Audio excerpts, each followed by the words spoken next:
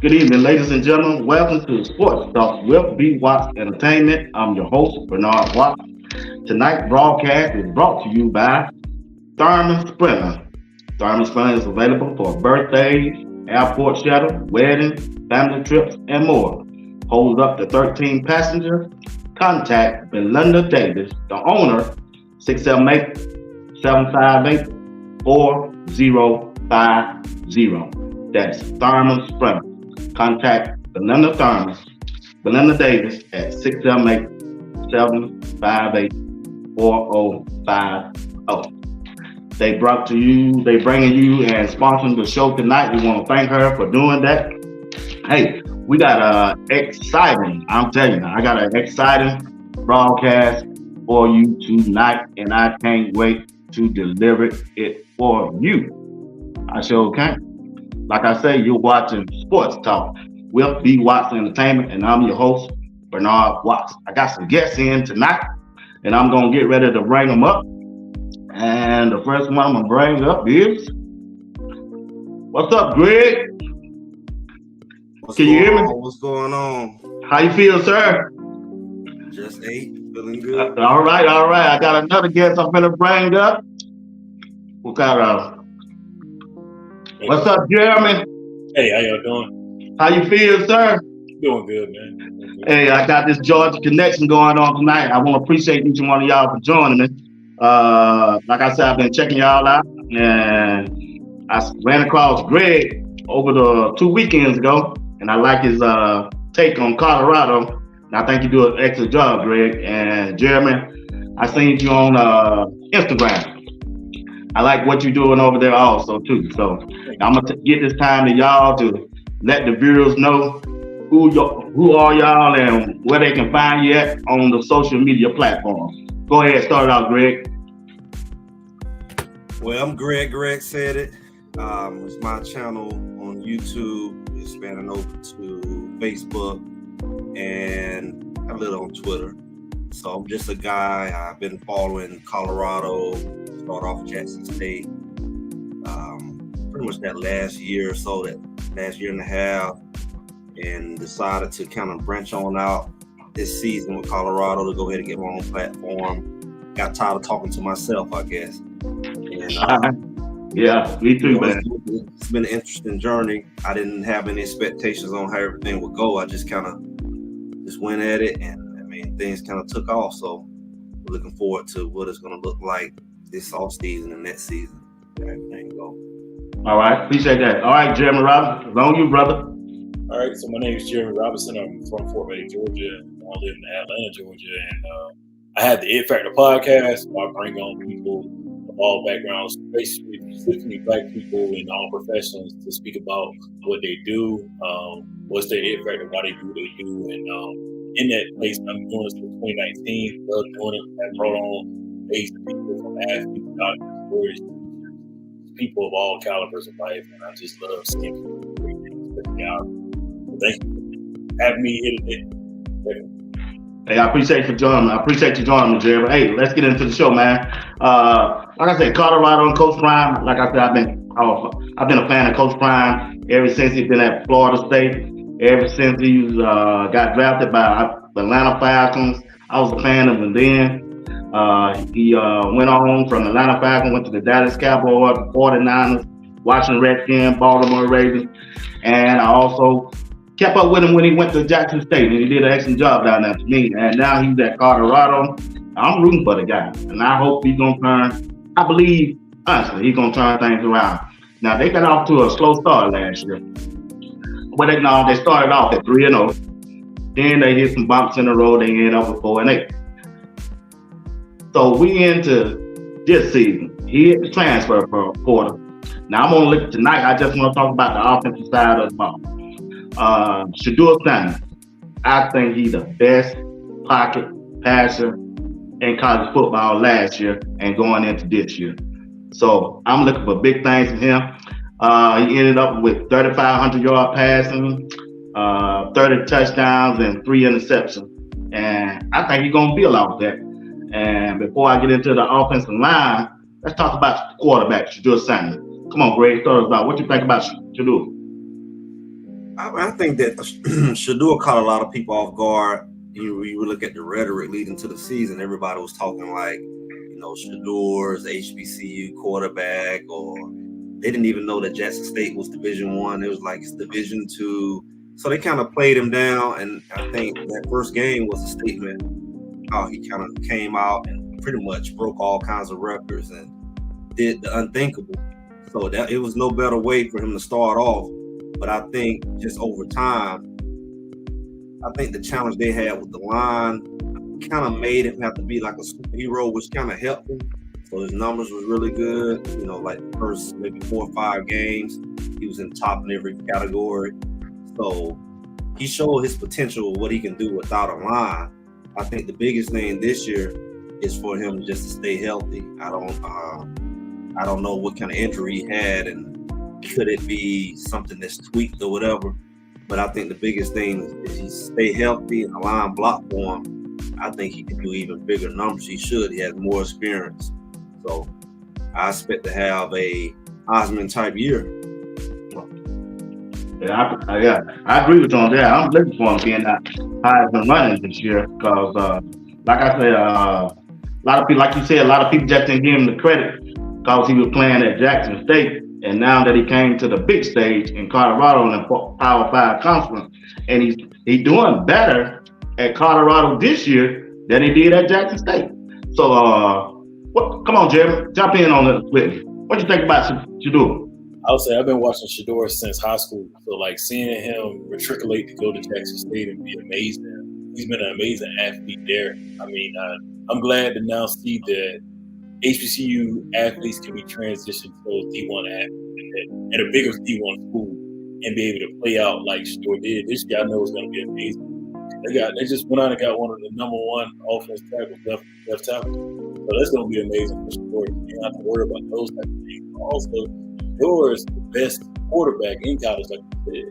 There's nobody else looking. Even the guys going into the NFL, they're not even nowhere close to him. Caleb Williams nowhere close to what Shador is, what Shador can be. So definitely seeing what he can do, man, is amazing. But also, I feel like that team's gonna go into the playoffs. I'm gonna even say it early. I feel like they are because they got a good. As long as their offense good, the defense gonna take care of business. I ain't worried about the defense. Okay, all right. Well, I heard Greg take on that defense. I think it was 2 nights ago. Well, that thing was stupid. Well, I said, look at Greg. Well, I ain't gonna talk about that now. I hope I can get him back to talk about that. What he said about the defensive coordinator. But check this out. Now, the offensive coordinator, we got Pat Sherman as the offensive coordinator. He's a former head coach of the New York Giants, and he's a former offensive coordinator for the Denver Broncos. And now, this is his year to shine as the offensive coordinator. So he can implement his plays and his system. He can get with Shador and find out what he's comfortable with running. So I'm looking for them to be a 65-35 or maybe 70-30 passing and running offense this year. I think Coach Sherman going to try to run the ball. I believe he is. And it's a key factor for them to win the Big 12. If they run the ball and this offensive line, who we're going to talk about in the next block, if they are everything that I think they are and what they did on their team last year, by bringing it all together at Colorado, man, I'm telling you. So what y'all think about the offensive coordinator, Pat Sherman? Start it off, Jeremy. Yeah, I think that the offensive coordinator is amazing. I'm glad he got that NFL experience. I feel like that's good for these college schools. Also, getting that time in with Shador is going to be key because quarterback lead offense all day. But I mean, at the end of the day, with him having that experience, I would say that's amazing. But I would say something that I would love to see is I know you want to run the ball, that's all cool, but let that man throw the ball because that boy can throw, man. He got an arm, so don't just try to do it for him. Don't just try to run the ball. You can be a run-heavy team, but also pass the ball. I feel like they have some amazing team. So just seeing how they're going to open up their offense is going to be amazing. Come on, Greg. I think it's going to be pretty much the run is just going to be to set up the pass and to make the pass more effective. So, like you said, it'd probably be a 70-30. It also may depend on who they're playing. But I think the main thing is they have linemen who actually are better run blockers from stats. So you look at how Benson blocks as a passer, he just mauls. He'll wipe out a whole right side of the line. You look at his film, it don't matter who he's playing against. So they're going to be very effective. I seen well off where Alto was running, and he was running like a cheetah. I mean, he's long. I mean, you think people I think gonna underestimate his speed, but you're gonna take him back to what he looked like as a freshman. He's a fast running back. He's long, so the running game is gonna be a lot different. And I don't think people can really prepare for that dynamic, because I mean, if you have a dynamic running game like that with a dynamic quarterback, it's gonna be a problem. I think people, they're gonna underestimate them. I mean, I don't think we overestimated Colorado. I think we probably overestimated their dominance in their line last year. But I think they're gonna definitely underestimate Colorado's offense this year. Okay. All right. Let's talk about the running back room. All right, we got, like you said, we got Alton McCaffrey. He's a transfer from Houston. And when I was looking at his film, man, he kind of reminded me of Eric Dickerson. I know I'm old school, and Adrian Peterson. Man, the way he was running that football back then, and when he was healthy in Houston, I know he's coming off this ACL tear. And I just want to see, can he withstand a hit with that, build up his confidence, because I'm sure it's in his mind. Anytime you got an injury and you playing a violent sport and a physical contact sport, and if you get hit on, you worrying about how you gonna react later on. But like I say, I think he's the bell cow running back if they give him the opportunity to run the football. I know it's the most running backs back there. You got Savion Wilkerson, who was at Jackson State with Coach Prime. Back then, 2 years ago, he rushed over 1,000 yards. And also, you got Dylan Edwards. He don't got beat up, look like he don't got faster. I just don't want them to use him like they used him last year by running through the A gap and B gap. I wish they use him on the screen, bubble screen, on the sweep plays. Let's keep him on the outside where he can use his strength at, and that's his speed on the outside. And then you got that freshman coming in, Michael. Man, this dude, man, in the video, he look awesome, man. But like I say, Pat Sherman and Coach Prime give their starting running back, I don't care who come out on top, at least 15 to 18 or 20 touches per game. They got an opportunity to get 1,000 yards this year, man. So, man, Greg, what you think about the running back room? I mean, I think that, you're going to get that. I think they're going to get the touches just to keep everything. You think they're going to get the touches? I believe they get the touches because, like I said, it has to set up the pass. It has to control the game. Like a lot of times when they did lose, they couldn't really control the game. Right. Or shutting the game out. And a lot of that may have to do with the last coordinator. So I believe that Alto, his biggest issue is not going to be getting hit because they did a smart thing by putting him on special teams last year. That's what he was doing. His biggest issue was the cutting and being able to plant and cut. He was timid on that. So as long as he's okay with cutting, he should be good. I kind of heard Pat Sherman make some comments about packages and things and about not using Dylan Edwards correctly. So I really believe that they're definitely going to create packages for him in space. And I also heard Jimmy Horn make some comments on, which is another room, but it kind of reminded me of that because they were saying that they were begging for him to have packages, but the last year coordinator wasn't listening. They didn't want to put him down, but it was like he wasn't listening. It never happened. I think it's going to be a package-driven offense, which means all of them may be able to get in. And, I talked about it on defense as well. I think the whole theme this year is going to be packages and putting people in for their strength. And that's what the run room should be. Know their style of run and put them in for that. So when you saw it on the video and well-off media, how did Alton McCaffrey look? Long, like you said, like an Eric Dickerson, he runs kind of straight up, like long stride and fast. He looking really fast, like not much slower than Dylan Edwards. Oh, really? Fast. I gotta go check that out. Then I missed that part. It was the video. It was that time. I think it was the same video when Charlo knocked over Justin. Oh, okay. That's the third practice. Yeah, I think it was that practice. I mean, Alto went up that sideline. All you saw was legs. Oh boy. So you think he's back to form now? I mean, he should be. He don't been out for 2 years. Yeah, he should. He should at least by 80%. He should be more than 80. He should be at least 90. Oh yeah. Or more, because he hasn't. I mean, he touched the field last year, but they didn't. Good thing they didn't put any pressure on those legs and possibly make it a longer recovery.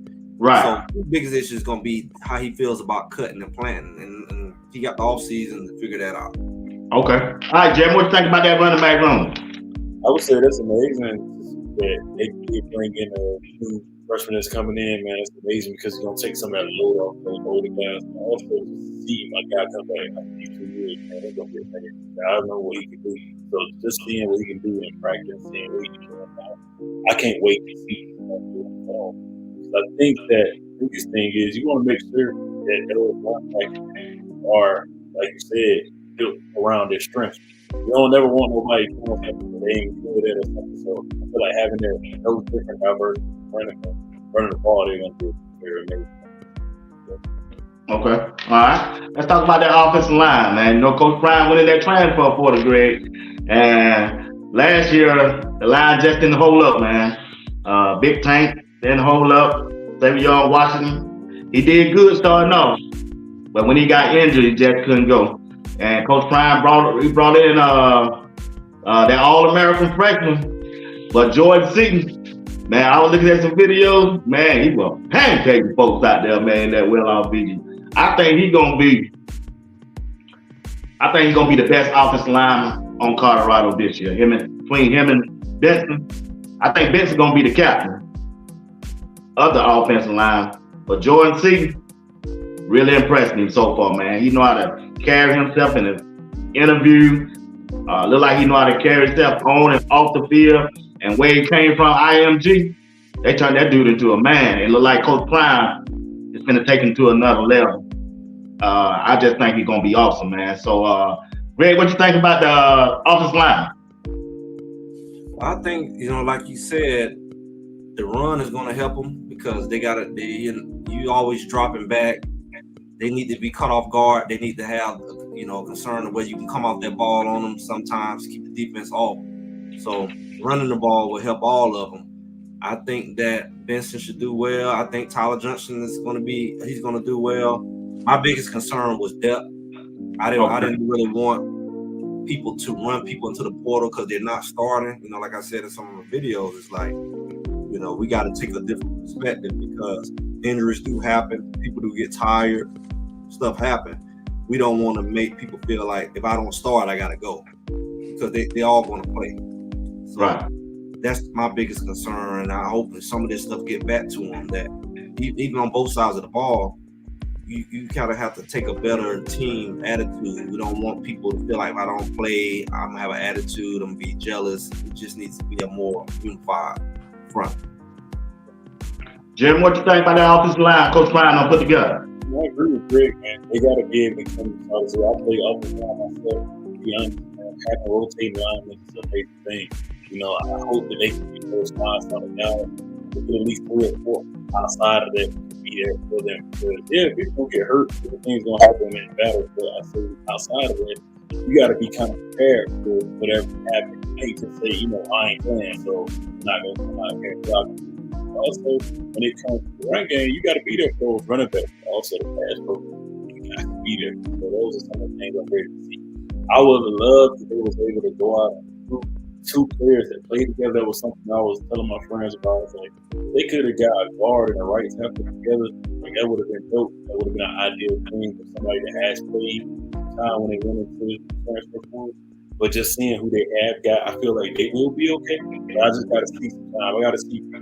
I got some good doing to be able to get to what we need to do. Okay, thank y'all too on that tape, man. Good tape. Hey, you got Sam Crenshaw join us. He's on. You can catch him on 92.9 FM on the weekends. I listened to him this weekend, and also you can catch him on Atlanta TV 69. Matter of fact, I saw him last night. He was talking about Kennesaw State. I was taking it about that. What's up, Sam? How you feel, bro? Hey, I'm sorry for my tardiness. I apologize, y'all. Oh no, you all right? You all right? Sam, we talking about this evening. Okay. We talking about Coach Prime. We always gonna start the show off on with him and Colorado Buffaloes, and now we talking about on this offensive side. I got my opinion. I think this offense can be dominant this year, and I think they got a chance of scoring at least 20 to 30 points per game. And I just want to get your take right now. What you think about Coach Prime and the offensive side of the ball this year? What they need to do to be successful? Oh, obviously the line. It all starts up front, and that's with any team, but especially with that team, especially what we saw last season. I can't wait to see the spring game. Remember the spring game last year? Place was packed, wall-to-wall people. I'm looking to see if that enthusiasm continues there, and if what the team he comes out now has some depth. You know, you had some quality. It was tested. You're going up against teams that are not just conference championship contenders, but national championship contenders. If you're going to go up against those folks, you got to have quality and you need some quantity. Their schedule to me is not as demanding this year as last year's schedule was. So I am expecting them to be a bowl team this year. They had the look of a bowl team for much of last season, but I totally expect them to be a bowl team this year. And I think, that's going to be the key. To Shedeur Sanders being able to do the things that he's capable of doing. He's got some targets to go to work with that are going to be back with him. And you just want to have that line there to give him that. I would like to see, somebody who he needs somebody who just finds the down marker. Somebody that's going to be a consistent person that's going to, if he's got trouble, look for this person. He finds the down marker and keeps the possessions going, because that's the key. They got to maintain drives and keep their defense fresh. I agree on that. And on that, so what y'all think about the wide receiver room? You think they're going to pull the load off Travis Hunter this year on the offensive side, or you think they're going to keep him out there? Because really, that's Shedeur's favorite target. He's comfortable with him because he done played more with him. Played at Jackson State with him for 2 to 3 years, and now you played last year in Colorado. Now you're going this year. He's going to be comfortable with it. But boy, this Omarion Miller guy, man, this dude, man, they got to give him some playing time this year. The way he went off on USC this past year and the way he practices now, man, this wide receiver room and the freshmen they got coming in. This dude down there at Statesboro, Georgia, named Cam McHale. Shit. Man, I watched the tape on Sam and Greg and Jeremy. Man, he like somebody shot him out of cannon, man. Every time he touched the ball. I don't know if y'all gonna check out his video, man. I encourage y'all to do that. But let's talk about the wide receiver group. Start me off, Jeremy. Yeah, I would say I know that Travis gonna have a heavy load. Travis gonna play that dude because it's the last year. So I feel like he's gonna kill it. I don't feel like it's gonna be an issue for him. He had put on a little bit more weight, so that's a good thing. But I do want to see Miller, man. I want to see some more of that, what I saw at USC. That was amazing, and even the games closing out. But I want to see what these freshmen, I got to look into the guy you're talking about, but I feel like Shedeur's a passer first, man. So definitely want to see what he does with these receivers. But I'm definitely ready for that duo. And he ain't the only one. They got Traylon Miller, he's a fresh, and you got Baby T.O. coming in from TCU. Man, well, like I say, I know they got Jimmy Horn Jr. and all them guys up there last year. Man, they got to come with it this year. I think Prime is at a point now, if you listen to him talk during the interviews, he want to win this year. I think he want to win this year. I know y'all in the chat and people on the outside of Colorado just want them to go 6-6 and win a bowl game. No, bro. They need to win that division. I expect them to go 10-2, me personally, and I won't see them in the playoff. So, Greg, talk to me about this wide receiver group. Well, shout out to those Kennesaw Owls. I graduated from Kennesaw. I went to Auburn a couple years and Kennesaw a couple years, and I was there before the football program. And sadly, I haven't made a game yet. I've been wanting to go. You gotta go catch him, man. I was up there this week. Yeah, I saw Sam up there, man. Yeah, they going into Conference USA. That's a different animal. Oh, okay. And, yeah, I got to check them out. They jumped that triple option last year, so they're going to the pistol. They're going to open it up, throw some more. I saw a wide receiver that transferred in from Virginia Tech. That looked pretty good. Defensive end that transferred in from South Carolina. They did more junior college than transfer portal up there to try to get things, turned around. And so we'll see what happens, in Conference USA. They're going to get to play some weeknight games on national TV. Because Conference USA has a deal between ESPN and CBS Network. So that's other exposure for them. But it's not going to be this easy thing. Some schools have made it look easy. App State and Georgia Southern made that transition from 1AA or FCS to FBS, and they made it look easy. It's not necessarily that easy a thing to do.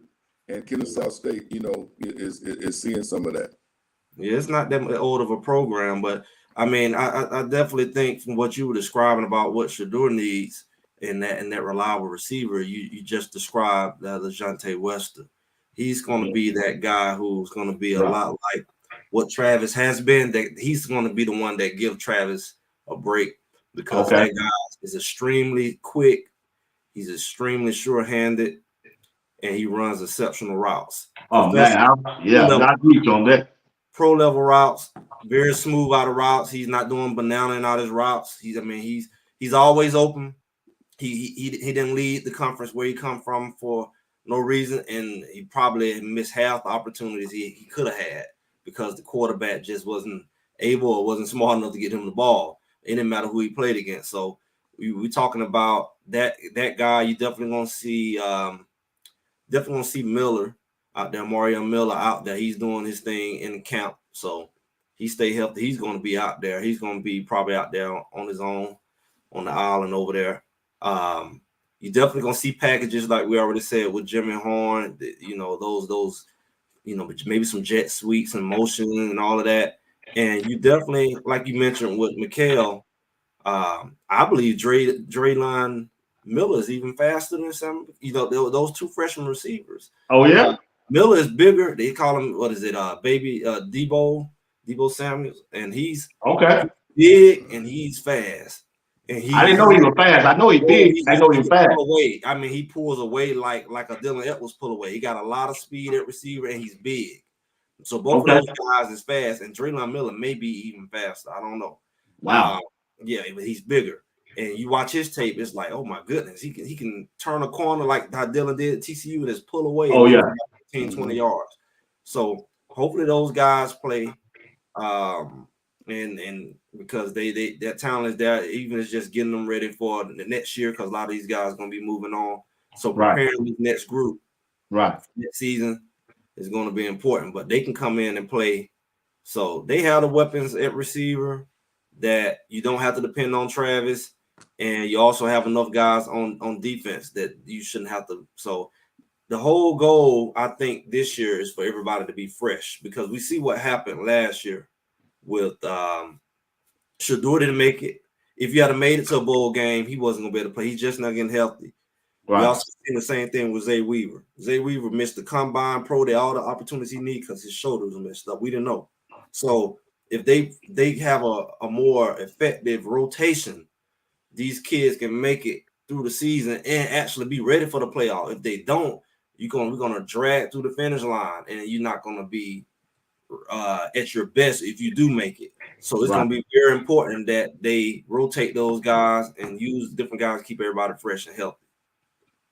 All right, Sam, what you think about this wide receiver group Coach Prime brought in? I think we're gonna lean more on those guys, and we're gonna see Hunter when needed. I think this is the year that you decide of him to work more at what position he's going to play at the next level.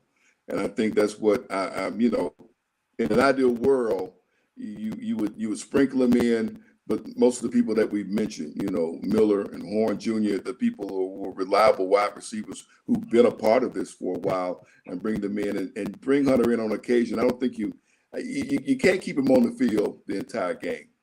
He's not at Collins Hill High School anymore.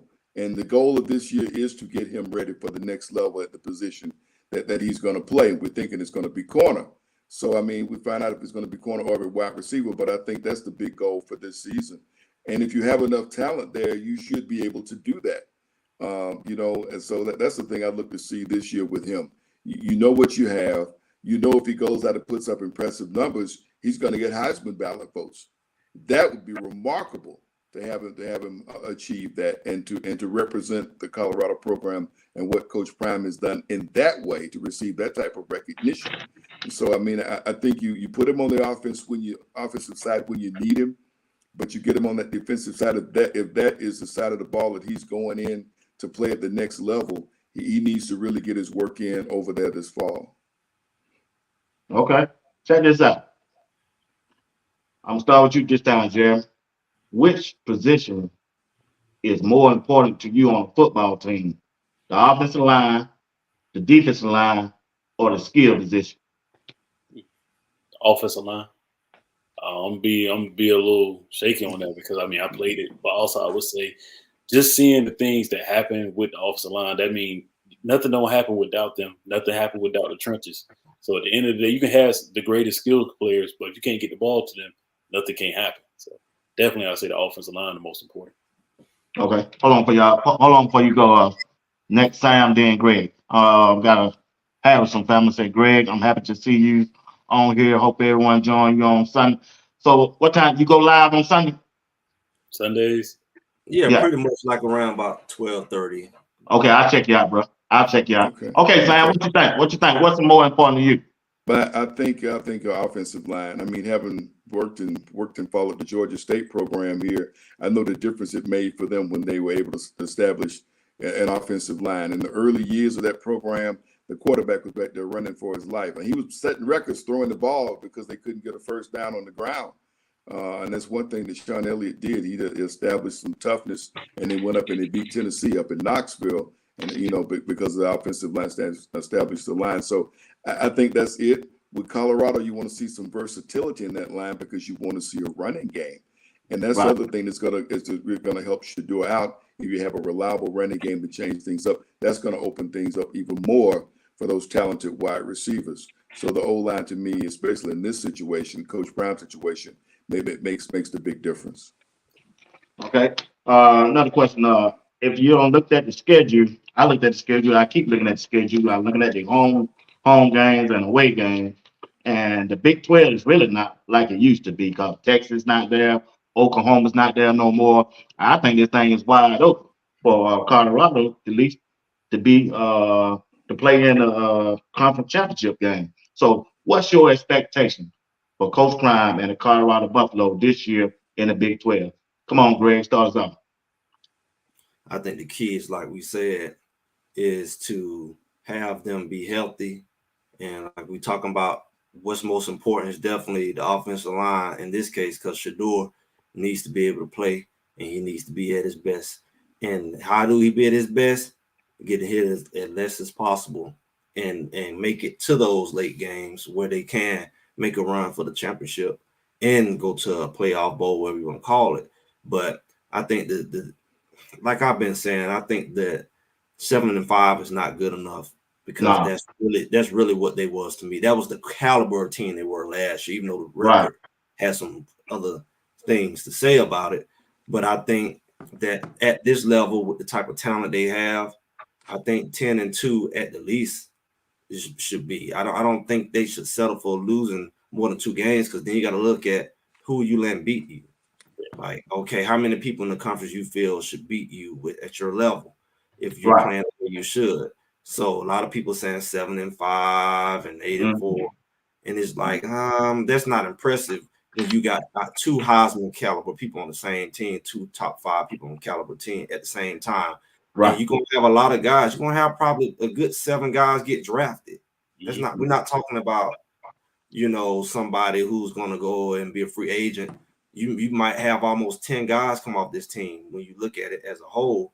So when you have that kind of talent on one team, the record has to match. And it's in their best interest. It's in their best interest to be good because that's going to help them have a better shot and more respect when it's time for them to get drafted. They're going to have a record this year. So I agree. Okay, Sam. What's your expectation? I think you know what? I know there's some people here in town, Gary Stoken, with the Peach Bowl, they would love to have Coach Prime in Colorado come and play in the Peach Bowl. To have him come back to Atlanta, they would love to have him there. But to get there, just like Greg said, they're going to have that season where they're going to win 10, maybe 11 games. You're going to have that coming out of the conference. A Big 12 that is diminished some with the departure of Texas and Oklahoma in the minds of a lot of people. So you need to go out there and get those wins. And I think a lot of games that are winnable. There's some teams that may give them a difficult time. I'm thinking about a Baylor, may be difficult for them, maybe even Central Florida. But I look at Cincinnati, but I look at that conference, and I think in Kansas and Nebraska. I mean, we go out. I'm looking at the schedule. Go out and handle the business. Go out and play ball, be on purpose from the very start.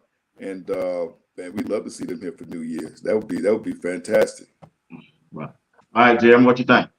I say the same. I would like to see them 11-1. I feel like they can do it. Y'all saying those teams that you're playing against, they're not great teams.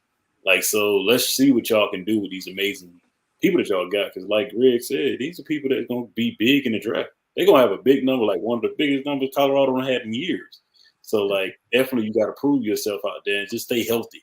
That's my biggest thing. As long as y'all stay healthy, nobody can't stop y'all. So, definitely, that's why I want to see that 11-1. All right. I appreciate y'all for the insight on that. If you're tuning in tonight, if you don't mind, hit the like button, subscribe to the channel, and go over to Greg Said It page and subscribe to his channel, and also Jeremy page. And don't forget to tune in. We got the big dog with us tonight, Big Sam Crenshaw. Tune in tonight, TV 69, where he does the sport. He's the sports anchor there, and he got a weekend show on 92.9 FM. It's a good show. I listen to it just about every weekend, and been listening to Sam for years, and been watching the years when he's on Channel 11. He does an excellent job bringing you the sports in Georgia. So I want to say hello to everybody in the chat, the Harrison family, Big Worm, Miss Shirley. Thank y'all for tuning in and putting your comments in the chat. We appreciate y'all for that. All right. Coach Prime, I wasn't going to do this, but Greg made me. I was thinking about his video. The defense side of the ball. Defense wins championship. I don't care how many points you score. You should go 30, 40. But if you giving up 45 and 50, you're going to lose. And last year, the defense let Coach Prime down. And it started with that defense coordinator to me, personally. It looked like he didn't have a game plan, or he didn't know how to make no corrections. When they went out and they lost that 29-point lead to Stanford, that showed me right there that he didn't know how to make in-game adjustment, and Coach Prime wasn't hands-on like I expect him to be this year. So, me personally, if I was the head coach in that game, I would have called my own offensive plays and defensive plays if I was the head coach. No way they should have lost that game, 29-point lead like that. So, me, it's key to coaching this year, especially on this defensive side. If Warren Sapp show up this year, you got Damian Lewis is there. He's been played in the NFL. If they can get it now, along with this new defensive coordinator, and work with them guys and bring out the best of it and put them in a position so they can be successful, I think this defense got a chance of being dominant. Like Coach Prime said, he just want to dominate and then start in the trenches. So, Jeremy, what you think about this new defensive coordinator and the defensive side of the ball for Colorado this year? So I think the defensive side of the ball is going to be great. Like I said that they're going to show up. Like I feel like the biggest thing is you just have to see how they can mesh with those people. Being with a person like Warren Sapp, that's amazing to have that type of person, but he ain't going to go for nothing. Like he's not one of them walkover coaches. So having someone like that, even though he's not the coordinator, he's going to act as one. And then the things that they need to execute, he's going to make sure they execute on every level. So it starts with the trenches, like I say, offensive line, defensive line. I just want to see what their defensive line does differently to open up for everyone else. Ultimately, I also want to see Travis on that side of the ball because I do see him being that cornerback in the NFL. So definitely want to see what he can do And I also want to see what those linebackers can do and execute and see the things that they can do, or I can see them getting transitioned out real quick. So those are some of the things I feel like they're going to do differently than they did last year. A lot of people are going to be taken back on that. So that's something I say about defense. What do you think about Sam, the defense side of the ball of Colorado? What's important? I think the fact that you got Sapta as a coach and an example and just a voice. No, he's not the coordinator, but man, what a voice and what a presence and what a tremendous resource. My goodness, to have a resource like that, and for that the guys who are playing up front, for all of the players on the team, but also for the guys who are having to play up front. I think it's a great opportunity. I think he goes in there and shows some great examples. And like I said, they got something to prove. To me, they come out and play with a chip on their shoulder this season because of games that got away from them last season. So we see what that, and we see what he's done as far as depth on that side of the ball as well. You know, you want to see what has been recruited, what has been added, transfer portal or incoming freshmen that want to come in and be a part of what's happening in Colorado. So that's a very important part of it. Like you said, it wins championships. You know, we know we want to see the points scored, but it's just as important you come up with those crucial stops, you know, and then do those things on first down and things that take your opponent out of what they want to do, take them off their script. That's stuff that happens up front. And so that really starts that and just disturbs things. So you want to see some guys that trouble people. You want to see a defensive line that other teams are going to have to really work for and be concerned about. That's what I look forward to seeing with them. What think, Greg? What think about defense side of the ball? I saw your tape that you gave. Start off. Let us know. Talk to us about that defense coordinator. What we overlooking? Because I don't know what kind of defense he gonna run because he never called any plays before. He never coached. He never been a defensive coordinator. So, what do you expect this new defensive coordinator to bring to the table for Coach Prime this year? I mean, you just got to look at his history. I mean, you know, his history has been that a decade up there, and so look at what he's been doing, and they're very creative. So, I mean, when you look at a positionless defense, that's becoming the thing. You know, where you have a bunch of guys lined up and they just all standing up, nobody put their hand in the dirt, and they're just running stunts from all over. The guy over the nose may sprint all the way to cover the corner or underneath, or that's what you're going to see. You're going to see a whole lot of just kamikaze, you know, just a lot of blitzing, somebody going to pretty much be blitzing every play. You're going to see a lot of the offense not really knowing who is what. And you look at the way the defense is designed, our biggest weakness has been the in-between players that they're not quite big enough for a linebacker, or they're not quite big enough to play the tackle, but you can line them up there, but they can operate more like a linebacker. They can operate more like an end. So it's going to look very different, and it's going to play to their advantage. I think that lining up as a traditional defense is the weakness of Colorado, and that's what they're showing you right now. They're showing you 4-2s and all of that, and everybody's complaining, but that guy never did a defense like that, as far as you know what we've seen. So, what we're gonna see, hopefully, it should help with the linebacker plays. I still need to have a conversation with those linebackers because I've been seeing some film, and it has confirmed a lot of things: crossing the feed, not shuffling down, not reading, overcommitting. You got a guy next to you, and you doing there running into each other. And running into each other. It's like very elementary stuff, and it's like I don't see how that's possible to play football this long at that position. But that's simple stuff for a linebacker. That takes a lot of repetition and good coaching. So I almost need to have some conversations. But if the linebacker play good, the good thing about it, I don't think the linebacker's going to line up like a regular linebacker. So it kind of gives you the room where if you already lined up in your hole, you ain't got room to have to kind of figure it out from the second level because you're lined up like you're blitzing and then you dropping back to your position. So you're already in your gap. So hopefully that'll help with all those missed gap assignments and, you know, 2 people in the same hole, 3 people in the same hole, truck hole lanes, you know, a semi-trailer can ride through there. So hopefully that'll fix a lot of that. Maybe they can get another linebacker in the portal, but oh yeah, this is going to be an interesting thing to see. And I don't think we get to see it in the offseason because I don't really want to give it away. But even if they do, you're not going to be able to know what they're going to do play by play because the 7 guys line up like they all on the line. You don't know who's going to drop and who coming. Right. Yeah. Like. Yeah, I saw the same thing you saw. I just didn't like what I saw on that well-off video they put out with the linebackers. When I saw Trevor Wood out there with the ones, I hope that just was a facade just to throw people off.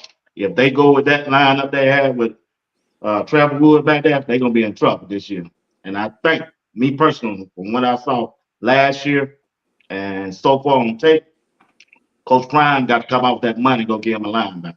That's just bottom line. Trevor, in this particular defense, Trevor Wood, this is his best bet because what's going to happen is he ain't fast enough, Greg.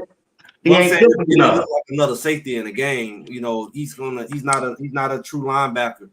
So if you're able to drop him and back into some form of coverage, and that's his job, right? It'd be like he more so operating like a safety, even though he's in the box. And the same thing with Shiloh, you can and sometimes bring some of the safeties up.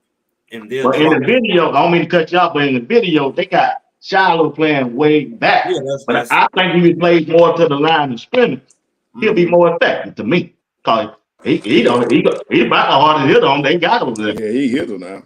That's not the real defense. That's the real defense. That's a traditional defense. That's a traditional defense, right? Real defense, everybody's gonna be closer to the ball and they kind of gonna disperse.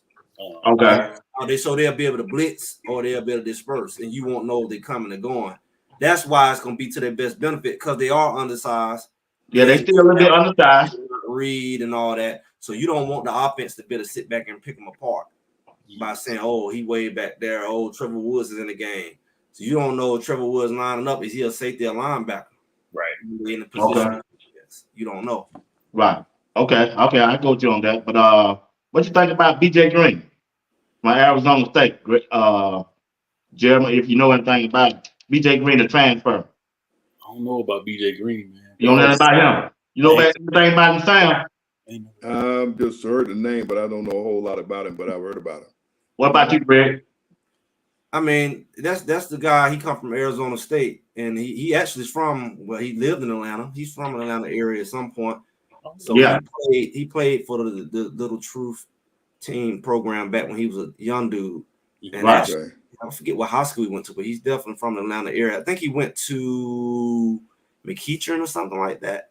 Okay, you went to a good school then. Okay, yeah, but then he walked on to Arizona State for whatever reason. Like I know he had some looks, and he became the top pass rusher. I think ultimately somebody, I think that one of the creators on YouTube kind of picked him apart. Everybody was hype about him coming because he, on paper, he looked like he got a lot of rushes. I mean, a lot of pressure, quarterbacks, and sacks. And they kind of picked him apart, say he was loafing and stuff like that. So I think that's going to put some fire up on them. Plus, he's coming in late because he's not there right now. Right. I think that's going to make him step up. Plus, he's going to be around some other elite. Colorado got a lot of elite rushers. They do.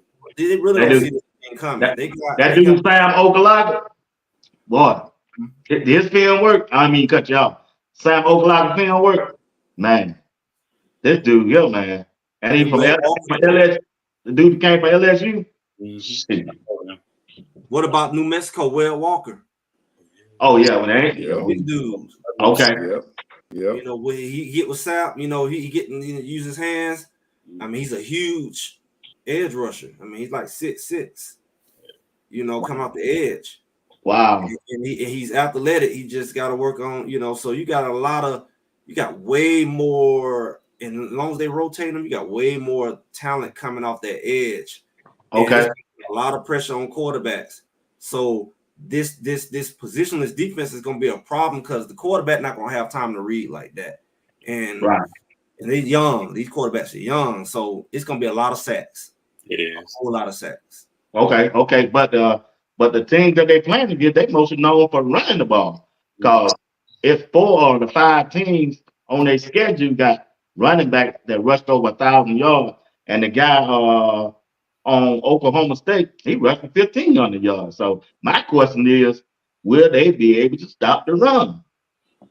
Well, stopping the run, like last year, everybody They thought couldn't stop the run, Greg, Jeremy, and Sam. They couldn't stop the run. but they got beat by the pass, the slants and the drags is what was beating. Mm-hmm. But they couldn't stop the bleeding when they couldn't stop the run. But the run wasn't where the touchdowns were coming from. So it's like, which game was that where they threw to the same guy? Just kept going. That the game? Remember that? Stanford. Oh man, I'm throwing stuff. Yeah, Stanford, and also that number 14 for Colorado State. The boy Arizona too, right? I mean that flat guy that kept throwing, and that's why I said a while ago before y'all were talking about the defense coordinator, the pass. What is he looking at? Even Coach Prime played defense. He should have called time out and said, "Hey, this is what we need to do to stop that." It was the linebackers because linebackers sit in that window. See, I played linebacker. You got to sit in. You see it coming 10 times in a row. I'm finna jump that route. Yeah. You know, you got to do something. I line up out there. I'll take that away. You're not going to keep doing that. And the linebacker, you got Trevor Woods. He's a safety. You would think he would have had the sense to do that. Right.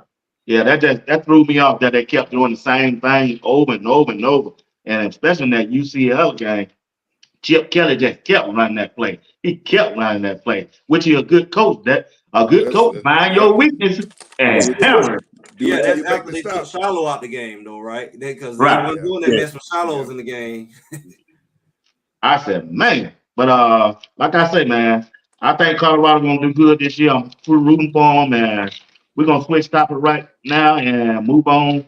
And then at the end, we'll come back to Colorado and close it out. Hey, everybody on this panel from the state of Georgia, right? What y'all think about the Atlanta Falcons? The Atlanta Falcons, check this out. Listen, how me playing that. The Atlanta Falcons. Let's talk about the Atlanta Falcons, man. We got Arthur Blank as the owner. All right, he got rid of the head coach. He brought in Raheem Morris, and the drama that played off the scene of the search for the head coach. Why I couldn't understand they wouldn't let Terry Fontenot find a head coach that he wants, since he hired him for the general manager. So they brought in Bill Belichick, but they brought in several coaches, you know, and then they signed the free agent quarterback. They overlooked Russell Wilson. They overlooked my man out there in Chicago from what's his name? Yeah, they overlooked him, and they brought in the guy that coming off of ACL and gave him all that money. Yeah. So Jeremy, then Greg, then Sam, tell me what y'all think about our home team, the Atlanta Falcons. I'm not a fan, but I will tell you this. I'll say this to you. How you pass up on Lamar Jackson last year and go get Kirk Cousins out the Achilles? After all these years, that's who you go get? Kirk Cousins? You pass up Justin Fields, and the true thing, like what Pittsburgh is doing is amazing, but I would say the Falcons going to have to do a lot of soul searching, because I don't care who they draft, I don't care what they do. Kirk Cousins was not the answer. He was not the answer. So I don't know what they was thinking. But now you got to look at it in the past. Now in the past history, this dude, well, he can slang that rock. Now you give him time for passing now. I just don't know how he gonna hold up since he had this injury. That's my thing on that, Jeremy. I don't know how he's gonna come back from Achilles. Achilles, something serious, especially him being a quarterback. And also, Atlanta's not known in a great line to protect this man. So I really want to see what's gonna happen to him. And he's very older, so we got to see what happens. I know the fans in Atlanta, my friends, boy, they want that Michael Vick feeling back. They don't want no Fox back. They want somebody gonna bring some excitement. And if that first read is covered, they want somebody gonna take off, man. You know all those folks out there, the same folks who gonna buy this Mike Tyson fight. Yep. It ain't the same Mike Tyson. That Mike Tyson is gone.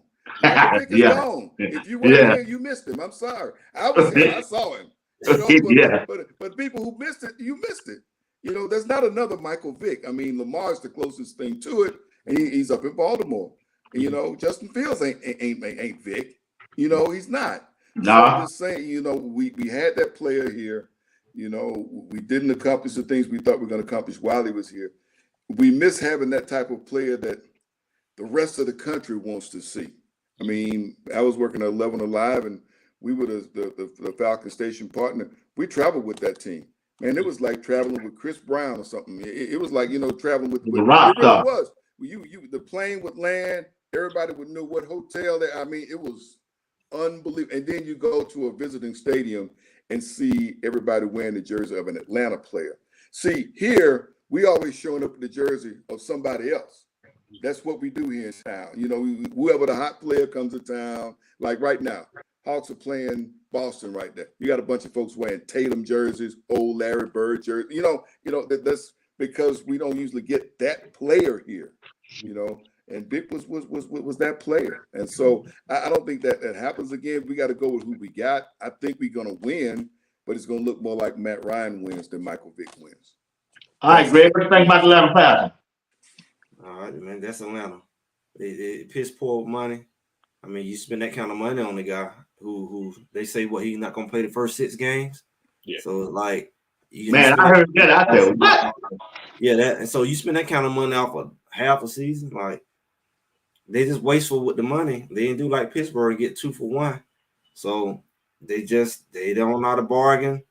They don't know how to, I don't know, build a team. Like what was that movie, Hardball or whatever it was called, where they teach you how to use your money and use the statistics and pick the right players. Yeah. Spend all that money on one guy who's old and injured and not even gonna play game 1. I don't know how you spend that kind of money. So right. I'm not a huge Falcons fan because they do this kind of stuff here. So okay. All right. No, let's switch topic once again. No, I'm gonna stay in the NFL. Go ahead. I'm gonna stay in the NFL. I won't talk about this HBCU. Hold on, I'm gonna stay in the NFL right quick. Did y'all see the saga that went on in Denver, the Broncos with their head coach and Russell Wilson? How Sean Payton treated Russell Wilson? Mm-hmm. Y'all catching that? What's your take on that, Jim? It's horrible, man. I feel like Sean Payton was a great coach. I feel like he had a great thing coming from, being so great in New Orleans and seeing what happened now. I just can't believe you approach a player like that, but you kind of foolish though, because y'all gonna be paying him for some years now. So just seeing that you can't control yourself and that caliber of player, all off some mistakes that the whole team made, I just don't think he should approach it. And I think he just did it because he's black, man. Hey, that's what I want. That's what I was trying to say, man. Anyone else, that would have never happened. No. What you think about it, Greg? I mean, just if you don't want somebody, you treat them like that. So if they ain't want them, they ain't want them. And you put pressure on people to make a move. You show them they're not welcome, for whatever reason. That's what you're showing them. If you want somebody around, you don't do them like that. So clearly they didn't want them. He got other plans. What is thing like this? What do you think about it, Sam? I know you got a good take on it. Man, that was disrespectful to me. Yeah, but that's just terribly disrespectful. And, for that reason, you hope he does well in Pittsburgh. You hope he gets in the situation, the great head coach. You wonder about his offensive coordinator a little bit.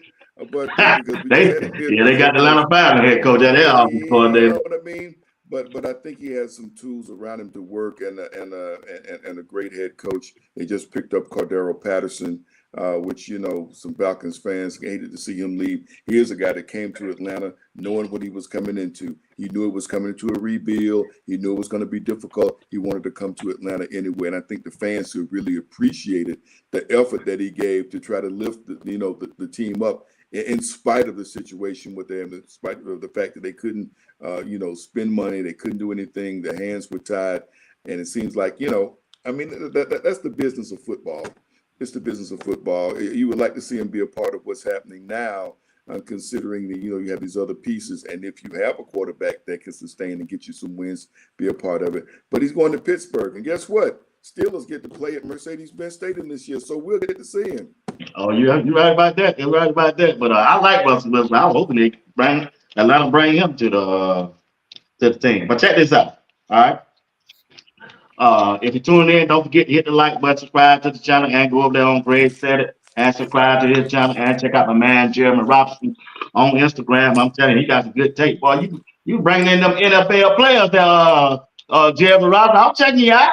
And you bringing in the WNBA Women Basketball League players. I'm watching you, Jerry. I'm watching. You did some good takes over there, man. And if y'all get a chance, go over to Greg Said It page on his YouTube. Man, he got some good insight and good takes on Colorado, especially on that defense side. I liked that 2 nights ago.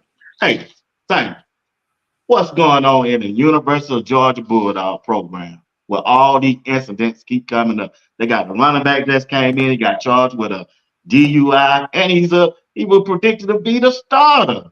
Now got in all that trouble after what they went through last year. What is going on with Kirby Smart program? Man, this is with spring practice going on, right?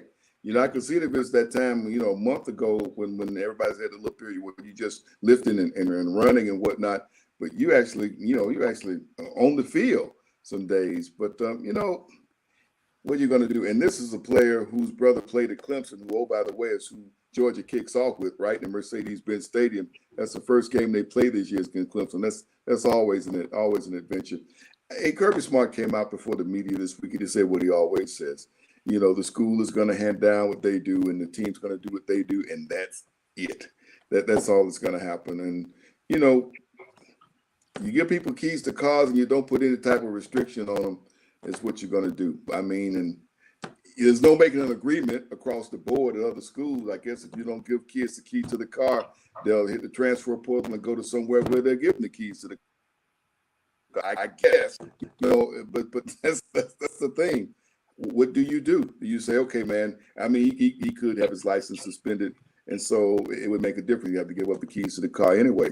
But Kirby can't be everywhere, and just like any other coach. And the fact that his team is doing what it's doing, the program is doing what it's doing, obviously it's going to attract attention and cast a bad light. You want to see how they keep their focus and get ready for their spring game and go about their business and let things work out with ATN as it will. But I mean, that's all it is, as long as you don't have other things that take place. And we know we got some history with that. We had a fatal collision last year and all that type thing that happens over there. But, you know. Yeah, I agree with that. If part of your arrangement and your NIL or whatever you want to call it is here's the keys to a Hellcat, what you gonna do? All right. What do you think, Jeremy? I think that you got to stay disciplined, man. I think that, you know, you can't never get too big for your britches. You know, I heard that earlier, and I said, you know, I definitely, when I seen everything that happened, it happens at every college campus. It's not just UGA. They're just big in the media right now. Mm-hmm. I think that you should discipline the young man and the team and just hold people accountable. And it's just like, it's not just Kirby. All coaches got to hold these players accountable because they're not just athletes, man. They people first. And they have to be tamed to that so they can be trained up to be young men in the society. Because everybody not going to make it to the league. So these are the things that you're pivoting into now. You never know what could happen. You could have lost your life, man. Anything could have happened. So my biggest thing is, you know, give discipline, instill it. But outside of that, just help train them to be men. I would say the whole team has to pull into that. That's my take. What's your take on it, Greg? I mean, that's Georgia. I mean, I've been in Georgia all my life, and it seems like every year is something in Georgia, whether it's some old conspiracy, you know, where they were selling the jerseys or whatever, the rings one year. Yeah, Super Bowl ring. Smoking drugs, smoking weed one year. Somebody got in a fight. Somebody got in a car accident. It's like Georgia's going to do something every year. And it's like this has been happening the last couple coaches. So they either the type of guys they get or they need to go do some deliverance on the campus, something on the school. Because it's just every year. Yeah, it always something, man. It always something, y'all. Check this out.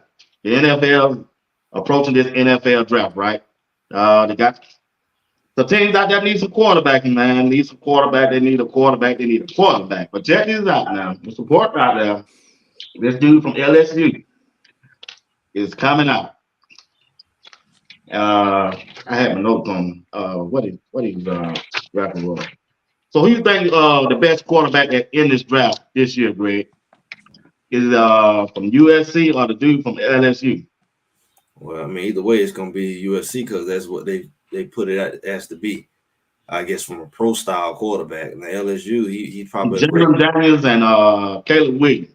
Yeah, Daniels probably was a great college quarterback. He just gonna have to transfer over to the pros. But I think they see Caleb Williams as more of a pro style quarterback, and just his posture throughout his career and his skill set. And they feel like it transitioned better to the NFL. So more likely it will be him, unless his persona and all the other stuff that they throwing out there is getting in the way. What do you think, Jim? I think that the new Dennis Rodman gonna be a bust, and I'm gonna be honest with you. Caleb ain't what I haven't seen it when he was. He said who? Dennis Rodman. He said it. Dennis Rodman. What? Yikes! Whoa, hey. Yeah, but that was pretty hard, now, buddy. Oh, hey, that's what I looked at the other day, and I said, hey, you know what? I don't look at that as a bad thing, man. I love Dennis Rodman. I just want to see you play like Dennis Rodman. You're not in the NFL yet. You're in college, man. Everything that you wear and do, man, I don't care for those things. But on the field, you didn't put it in. So I don't think you're gonna be amazing. But Daniels, boy, LSU is gonna be an amazing quarterback. I think he's gonna go in and be a backup. I do think that, but I feel like he's gonna prevail over Caleb Williams. But I would love to see both of them do and be successful. Definitely. All right, great. Stan, what you take on? Yeah, I think Williams is going to do all right. He gets in the right situation. Good quarterback coach to work with him. I mean, if he's going to Chicago and just guide him in. I mean, I don't know when you want to give him the full keys to the car, but from what I've seen, he's got all the tools. He's got the throws and the different angles. He reminds me so much of Mahomes with some of the things that he's capable of doing on the field. And to me, that's the quarterback that the NFL is trending toward right now. That type of guy that can extend plays, do some things with his leg, but also give his receivers time to get feel and be accurate. So I think has an opportunity for it. Daniels is right there second, but I've been reading and hearing that a close third is Drake May. Let's get out of North Carolina. I had a chance to see him play in person. He came down and he played Georgia State a couple of years ago. And I was pretty impressed with him, even against a secondary like Georgia State's. He's been able to put up some yards and do some impressive things. He had a workout pro day today, and it looked pretty impressive to a lot of coaches as well. And I'm hearing more and more about McCartney, the kid up in Michigan, which I think he's all right. I don't know if he's going to be no great NFL quarterback, but I think may have his, depend on where he goes. May have a chance to show as well, but I'm cool with Caleb. I think he's going to show up and be the real deal. Okay, all right, guys. All right, let's move in the topic that people want to talk about. That's your HBCU. Like I told Sam last week, Greg and Jeremy, when Coach Prime left Jackson State, he took the shine off him. The light had dimmed on the HBCU football program in his entirety. And I asked Sam, it's a way they can get it back. If a team in Atlanta, got to be in Atlanta, will hire Cam Newton.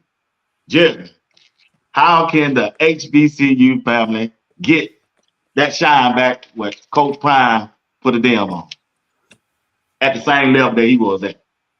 Cam Newton wants to bring it to him, Jeremy. You can't go against him. Love Cam, man. Definitely love Cam. Yeah. But that's the wrong answer, bro. I love my university, Clark Atlanta University, but I don't think that them bringing him would be a great. But I feel like if Morehouse were to bring him to their school, man, I think it would be a big difference. I think that it would be amazing. But it's SIAC football.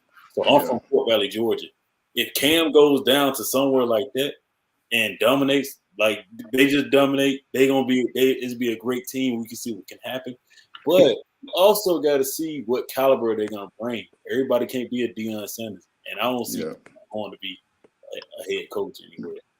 Yeah. So why did Coach Prime take so much heat and Willie Simmons then, Greg, when he left? I mean, well, let's just be all the way clear. There's only one Coach Prime. And a lot of people confuse that. Even Nick Saban is not even Coach Prime. And a lot of people don't understand. No, I mean, we're not talking about. I just didn't think nobody was saying. We're not talking about coach quality. We're talking about the level Celebrity of type. Yeah. Not just celebrity. You got to think about Coach Prime spent many years as an analyst. He's on NFL. He's been on reality TV shows, and he's a Hall of Famer. He has too many notches on his belt that one guy only has one.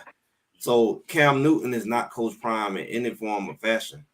It was just the perfect storm because he chose one of the top HBCUs in the country that had an all-around brand. Like they had the band, they had the legacy, and you just can't go to a HBCU. You can't go to Albany and Fort Valley because they're not big enough to hold him, So, it has maybe FAMU could have been a school. Coach Prime could have did it at as well. Yeah. Like you look at a Morehouse, they don't even have the stadium capacity to maximize it. That one-sided stadium, it has to be all the right thing. So it's go get another ex-football player or Hall of Famer. They don't have everything Coach Prime have. He brought sponsors, he brought cameras, he brought everything that HBCU needed. And nobody else has all of those. So it will never be another Coach Prime. That was an anomaly, and people should have recognized it. And I tell Colorado they better recognize it too, because I have a theory where I don't think Coach Prime is a passionate football coach. I think he did it originally to help his sons, like he said, and I think he has a passion to coach his sons. We're gonna have to see what that passion looks like when his sons leave, and how long he want to keep doing it. Because he didn't do it to be a coach. He did it to help his sons. And when his sons go to the NFL, he's a parent. He wants to be at their games, and him loving to have practice on Sundays. How can he keep that tradition when he wants to be at Shadur game and Shiloh game on Sundays? So it's going to tear at him, because he's going to have to really look in the mirror and say, okay, have I accomplished what I set out to do, which is help my sons, or do I just want to be a coach? Because he don't have to be a coach. He don't need the money. He can go on and do commercials and TV and be good. So he's tied down without his sons there. So you got to look at stuff for what it really is and value that, in the season that it's in. Yeah. All right, Sam. What you think? What's the state of the HBCU football program? Yeah, I mean, just like what Greg said, he is an anomaly or an outlier, or whatever you want to call him. But he stands into a room all on his own, and he's not leaving an example of what other HBCU coaches can do. Willie Simmons won at Prairie View, for crying out loud, before going to Florida A&M, and then winning and coming and win the Celebration Bowl. And what position he gets? He's running back coach up at Duke. So to think that you're going to leave an HBCU and go and get a D1 head coaching job ain't happening. It's not happening. You know what I mean? And I remember telling you, there have been 4 coaches from HBCUs that have gotten Division I head coaching jobs, and only 2 of them were black. Only 2 of the 4 were black. I remember you telling me that. It doesn't happen. You got the coach, Gardenia, that left Albany State. He's down to Charleston Southern. You had the coach that was at Alcorn when they played the first Celebration Bowl. He went to Southern Miss. Those guys were white. And you had Willie Jeffries way back in the 80s. They went to Wichita State, a football program that was on life support. They had lost half the team in a plane crash, and they pulled them out of South Carolina State to go to Wichita State. And now Deion Sanders. Those are the 4 coaches who've gone from HBCUs to be Division I head football coaches. That is all. And only 2 of them have been black. So, I mean, yes, what he did is an anomaly, is an outlier. Don't expect anybody else to do what he's done. Not throwing a rock at him, because just like Greg said, he's a person who can do that. He has the cachet that allows him to do those things. And so I don't think the light is dimmed at all on HBCUs. I just saw today where they're moving the Jackson State, Louisiana Monroe game up to a Thursday night for television. So I mean, really? that's Jackson State against a Sun Belt Conference game. If Jackson State get a win over a Sun Belt Conference team, that's big. That's what I wanted to see Coach Prime do. I wanted to have Jackson State beat Louisiana Tech. I want to see them beat Southern Miss. I'm not expecting them to go and run with SEC schools, but beat some of these group of 5s that in that area and take their recruits. That was my hope for him at Jackson State. So I mean, if Jackson State, if they maintain enough of that of that, whatever he brought down there. I mean, there's still ESPN still won't let anybody else televise their games. If anybody else, wants to try to put Jackson State on their schedule, it will disappear. ESPN found them during COVID. Right. They made that discovery during COVID when nothing else was on. Right. Remember those Sunday afternoon games with HBCU games? There was nothing on but HBCU football on Sunday and Korean baseball at 5 o'clock in the morning. There were no other live sports.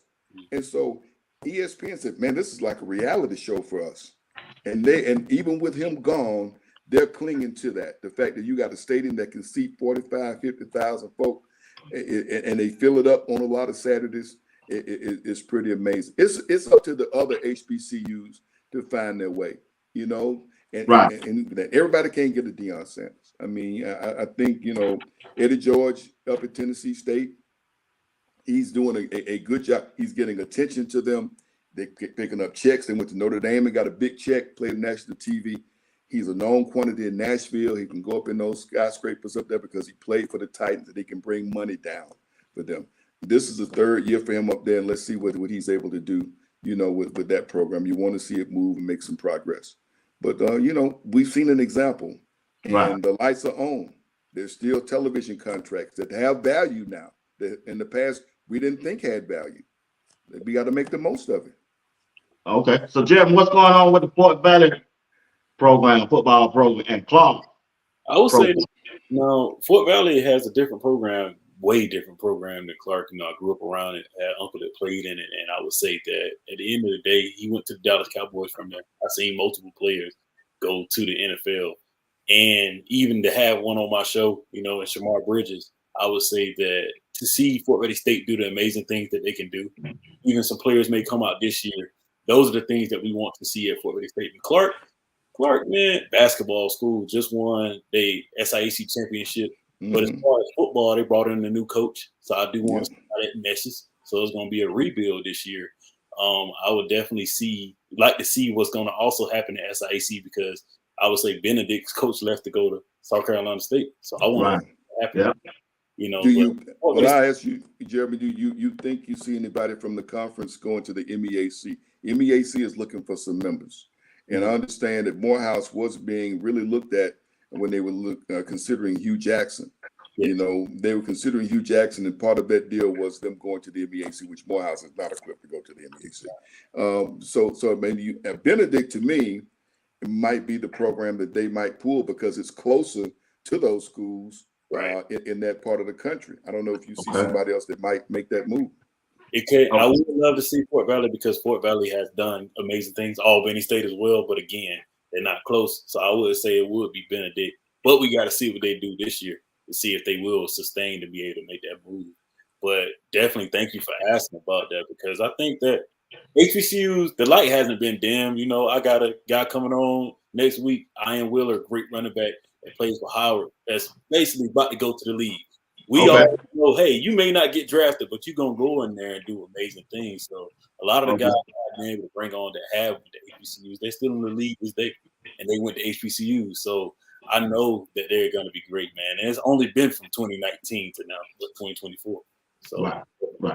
Okay, great. What HBC team you be looking at, checking out?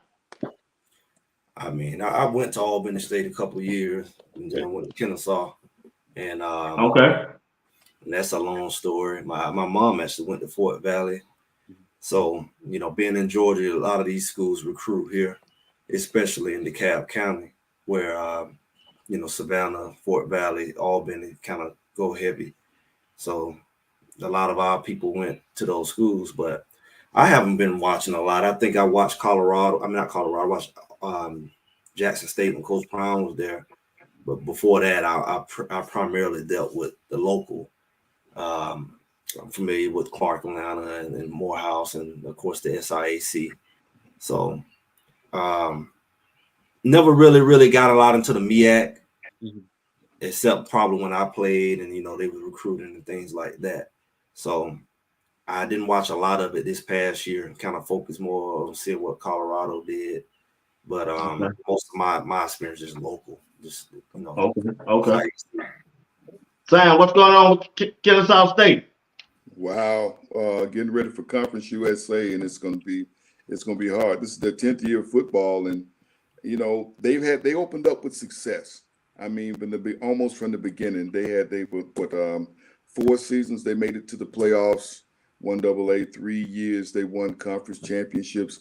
Last year was their first independent season. They started to they only played 9 games. They couldn't play for a conference championship. Some guys hit the transfer portal. They want to be out there playing. They couldn't play for anything, and they went 3-6. So that's what they're trying to build back from. It's basically starting all over. You know, Okay. it really is. They're basically starting all over. You know, they're going to play Conference USA. They're going to get to see the champion. Liberty's going to come down here. Liberty's going to bring some smoke. You know, Liberty's. You know, they were the best of the group of 5s last season. Okay. So that's the kind of teams they're going to be facing in that conference. Jacksonville State and programs like that, which I think they really want to maintain a rivalry with Jacksonville State, but. You know, Brian Bohannon is still the head coach out there, and some people wondered if he was going to move on or leave. But he seems to be pretty entrenched there and feel like they can bring some things to bring some attention.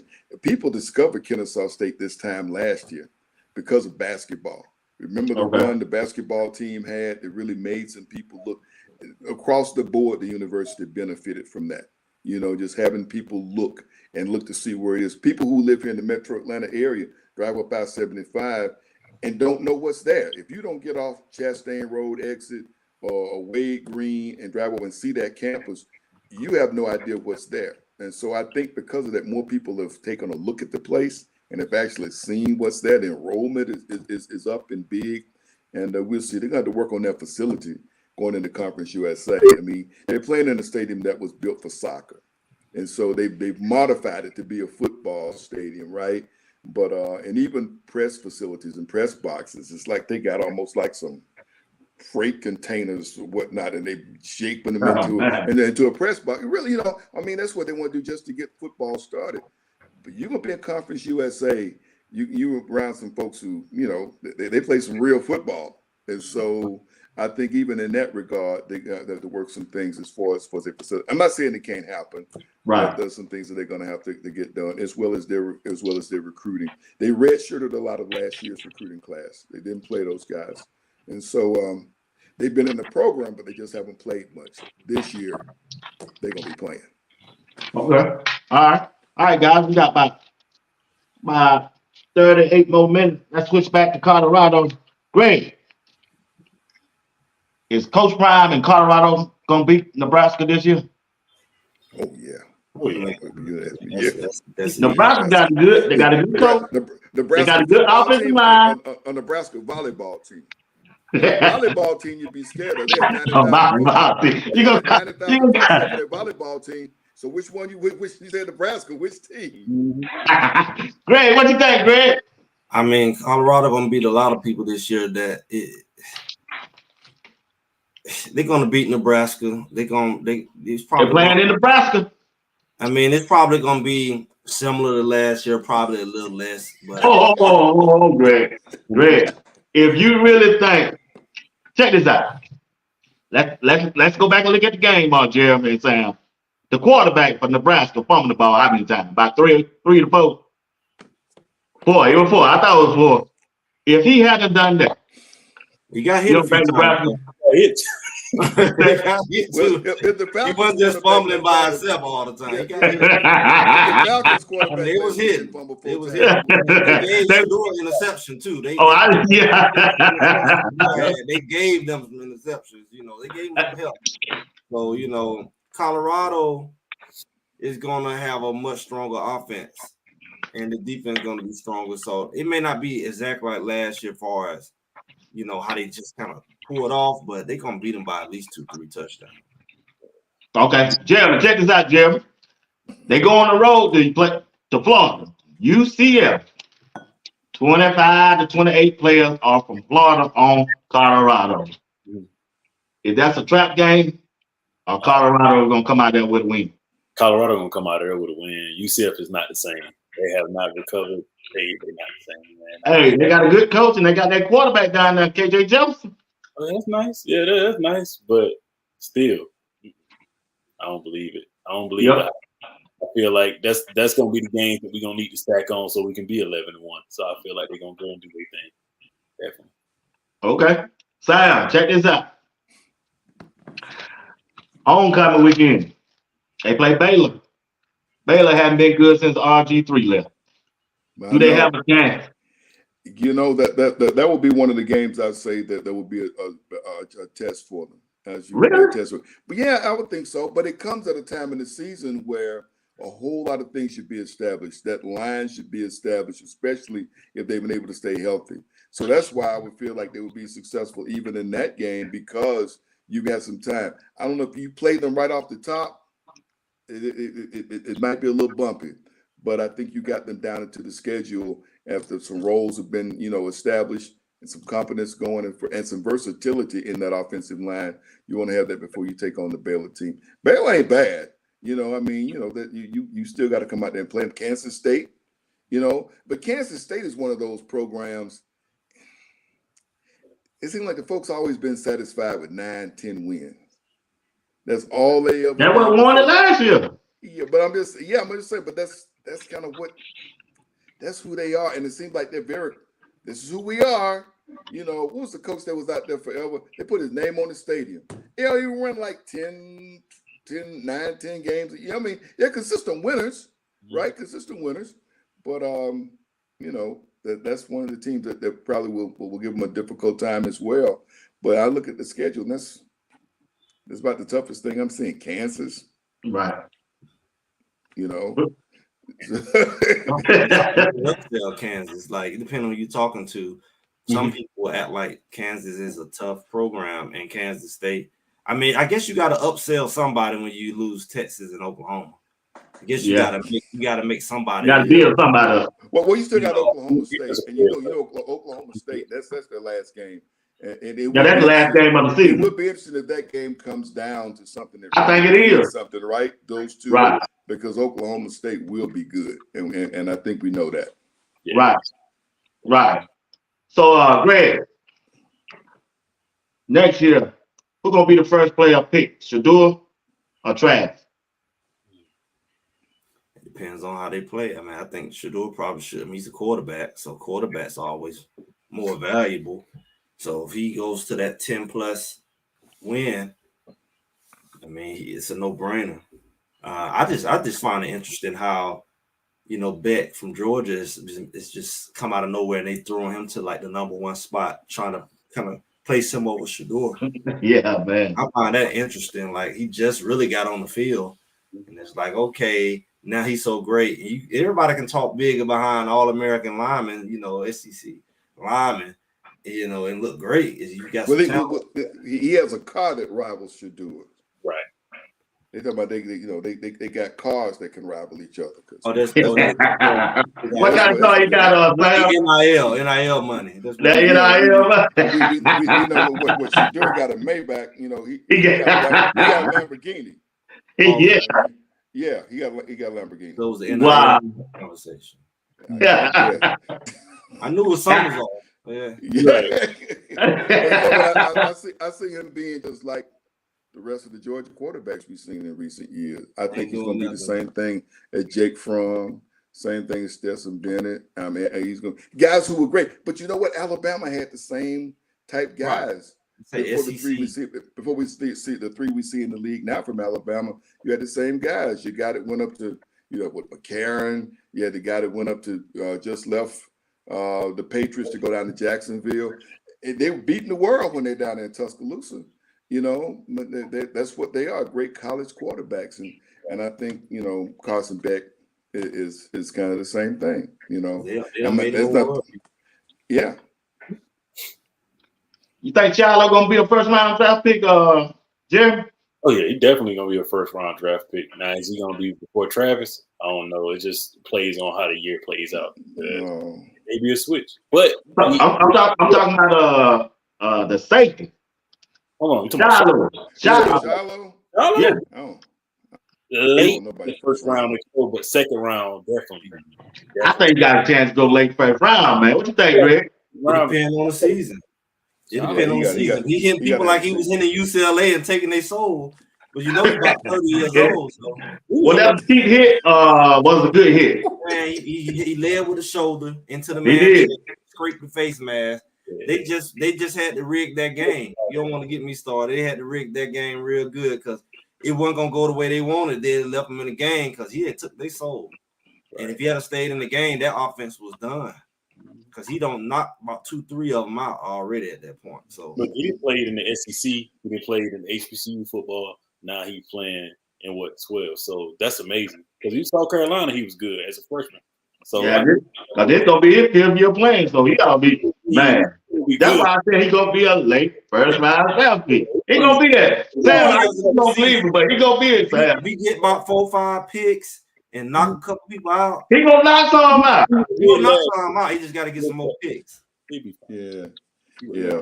But it's up to the defensive coordinator. Well, since he was a defensive back coach, I'm sure he gonna put him in a spot to be successful anyway. So that defense gonna look spooky. So he might. I keep hearing you say that, Greg. It's gonna be spooky. You ain't gonna see him coming. So I hope so. I do too. I really do. I hope so. I think Travis goes way up top. It may go before Shedeur, depending on who. I think going one. It depends who has the pick and what what you need. I think that's the thing. If quarterback is what you need and he's there, well, you'd be foolish to pass on a guy that can come in and do the things for your team that he's capable of doing. So I think it depends on who's there or who's willing to deal a draft pick to move up in position to take him if that's necessary.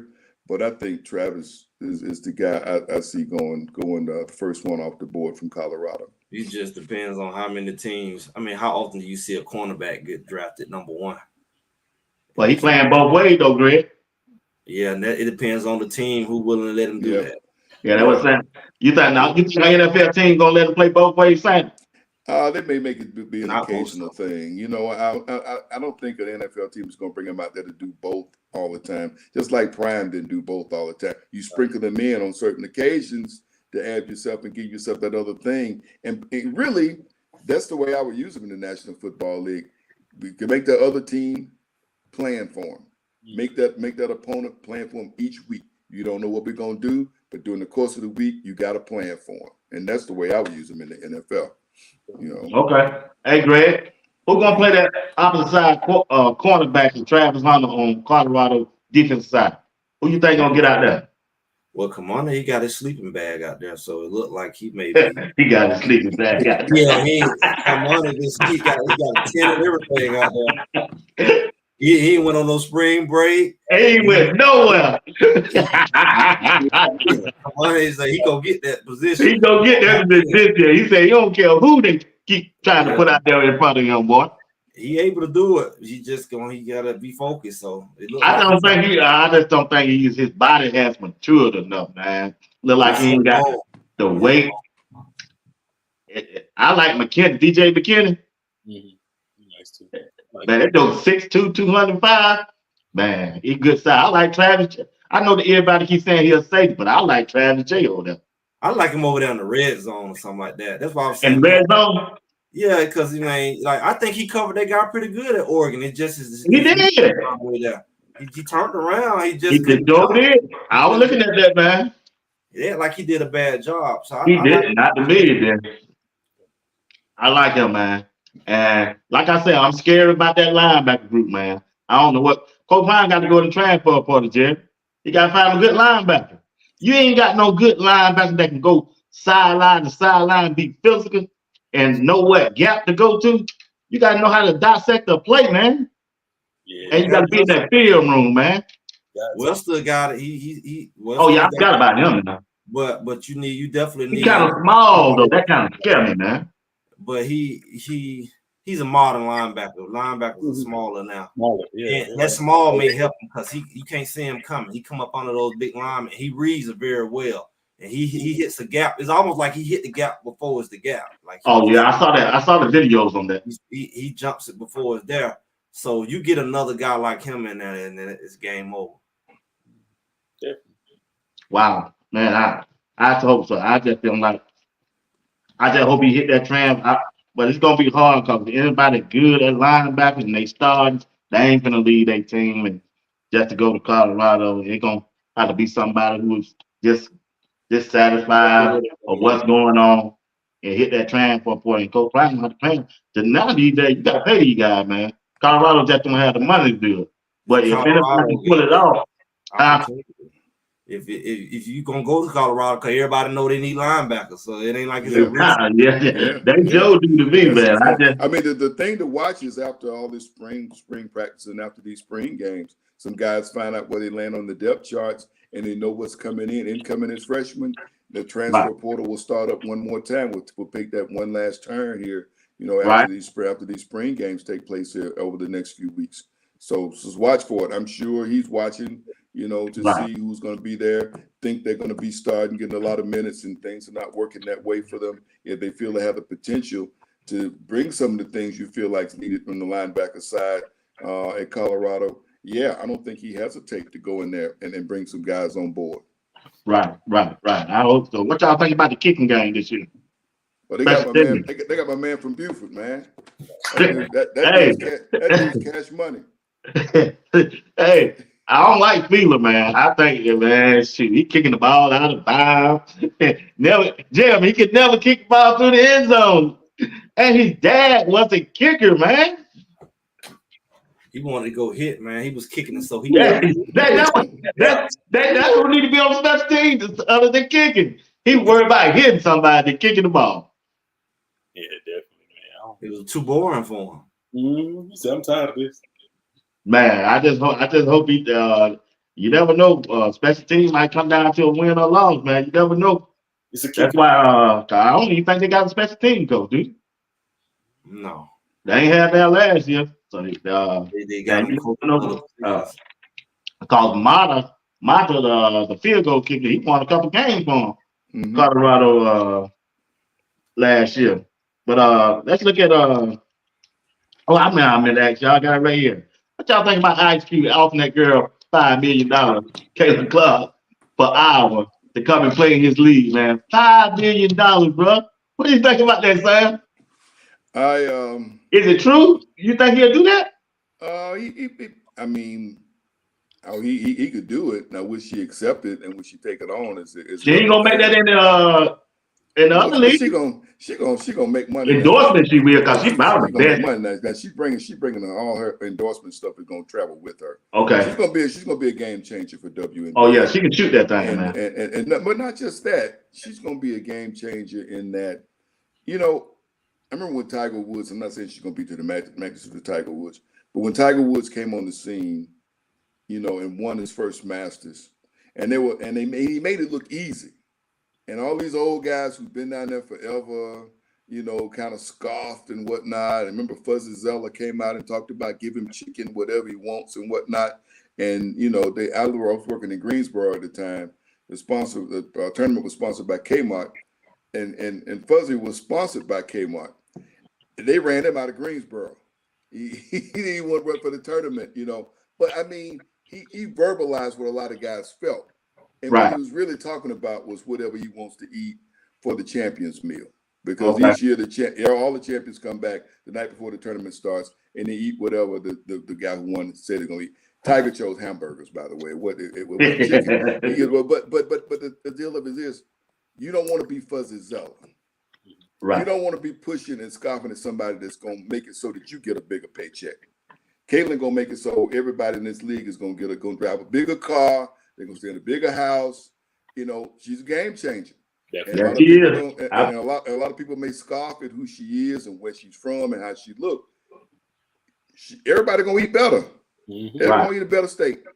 Whatever she does to me is going to be good for the game to make people look, and this tournament. Because if she's doing great, wait till homegirl from Southern Cal get there. Oh, yeah. You know what I mean? You got a group coming along behind her who's going to come along now that people are watching, and the value is just going to go up. It's what the WNBA, to me, has been waiting for. Now, are they going to fill up arenas with 19,000 people like the NBA? No.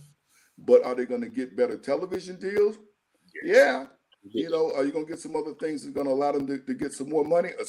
Remember, this is an Olympic year. The WNBA was founded after the Olympics here in Atlanta in '96. That is when the WNBA started. The one thing that the Olympics do is they market and promote women's sports right alongside the men's sports. Yeah. The women's track is promoted just like the men's track. The women's swimming get promoted just like and the basketball is the same thing.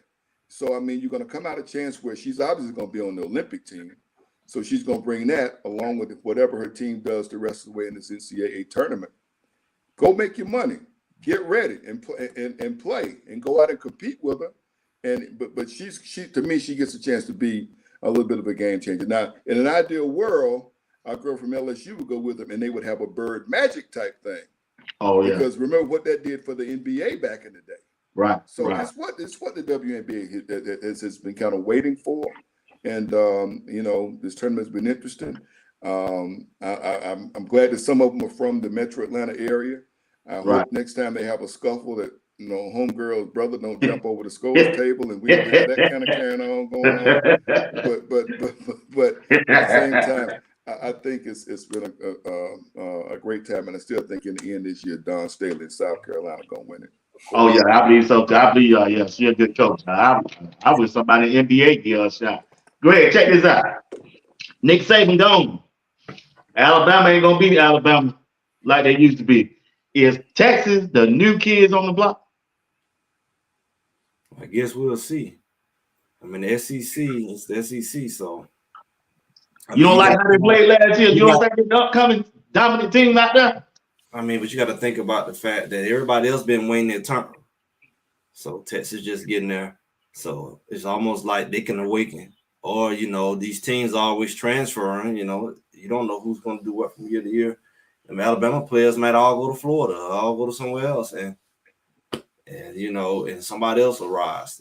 Everybody's only a few players away. It's all the SEC.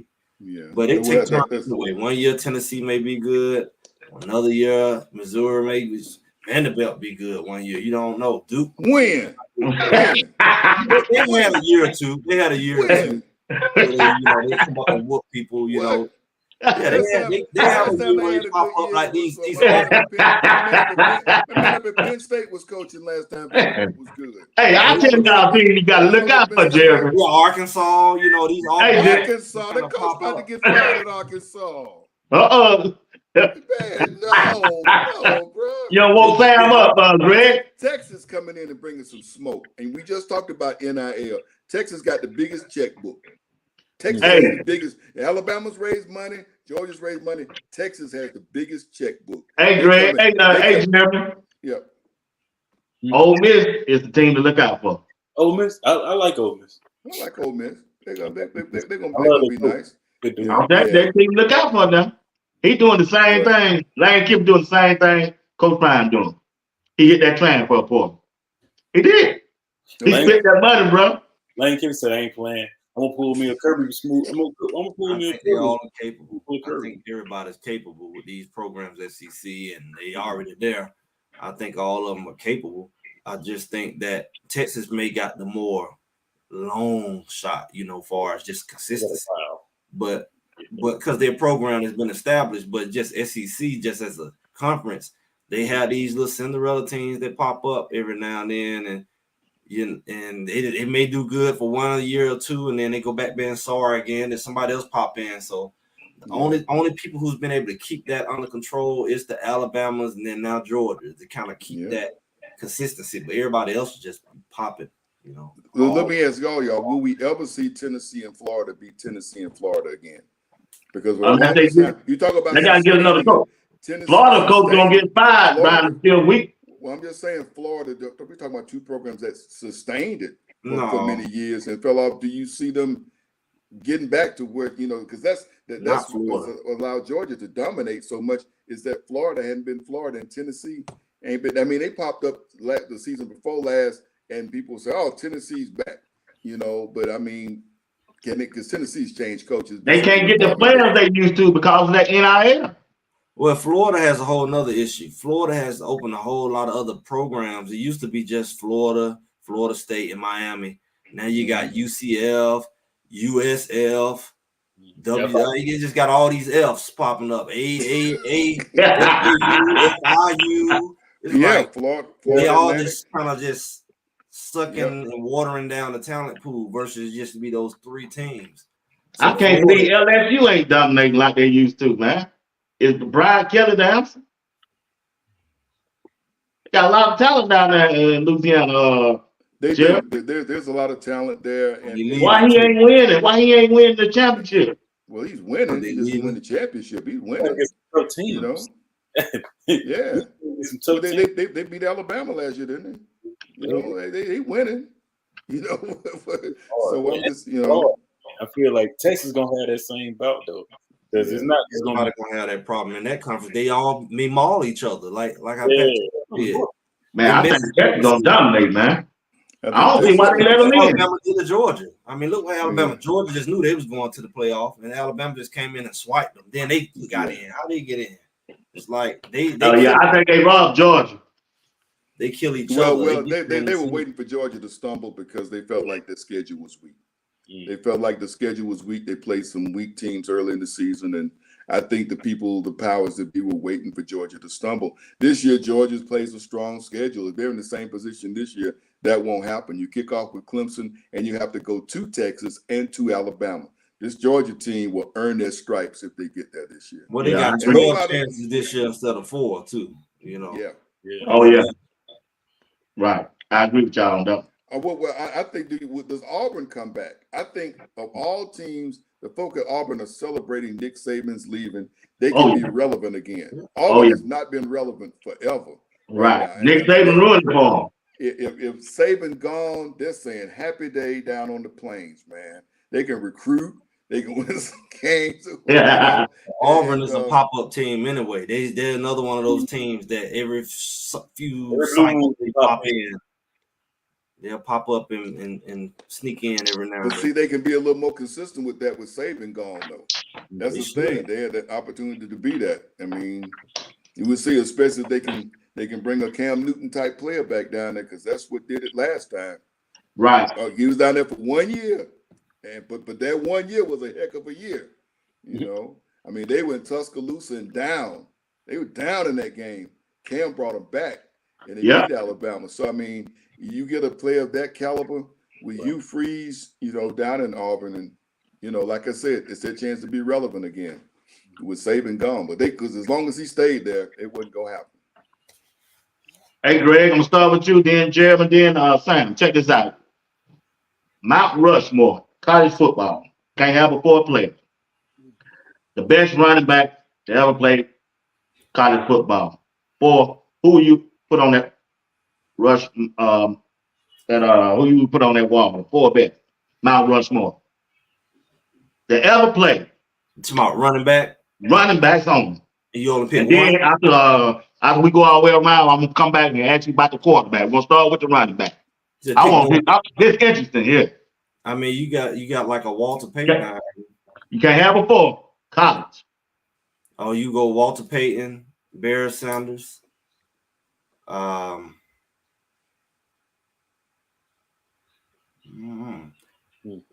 Because I guess you kind of run over to the NFL, so I guess Walter Payton, Barry Sanders.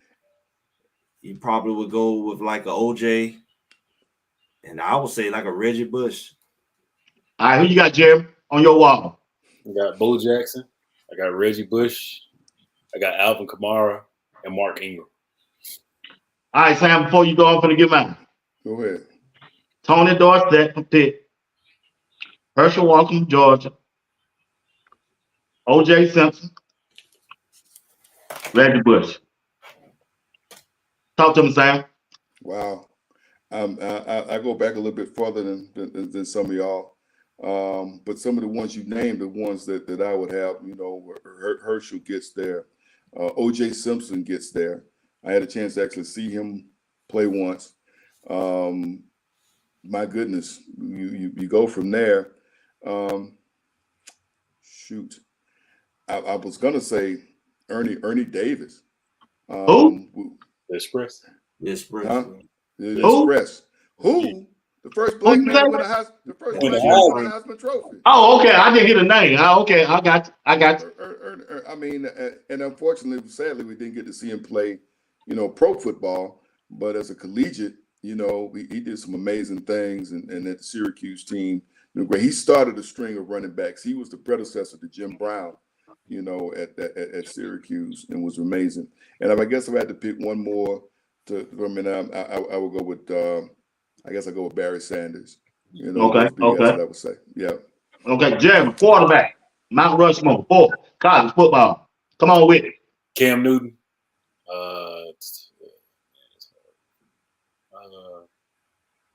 Cam. It is Michael Vick was amazing. Aaron Rodgers. And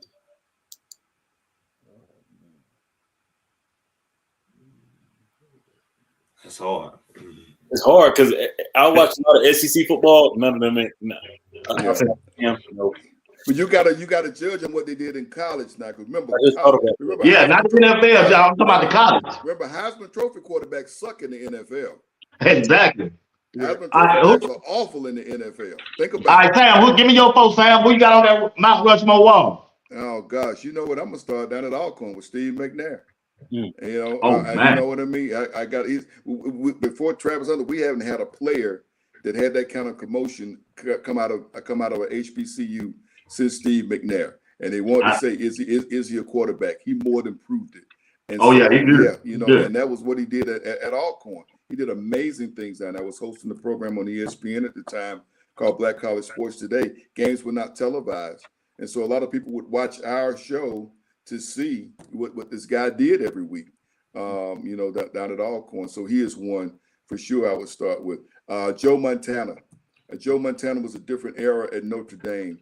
Notre Dame was not playing bowl games. I think he was the quarterback the first time they played. They didn't start playing bowl games till the mid-'70s. Notre Dame was declared national champion without playing bowl games. And so I think the Cotton Bowl, was the first one, and he was the quarterback for that one. I'll go with Cam, homeboy, incredible talent, Heisman Trophy, national championship winner. You know, that's the thing I go in. And he followed it up well in the National Football League. I'm trying to get me a fourth one here now. And I'm going with a lot of people. You know what? There are a lot of guys who were great collegiately. I'm thinking about Kelly down in Miami.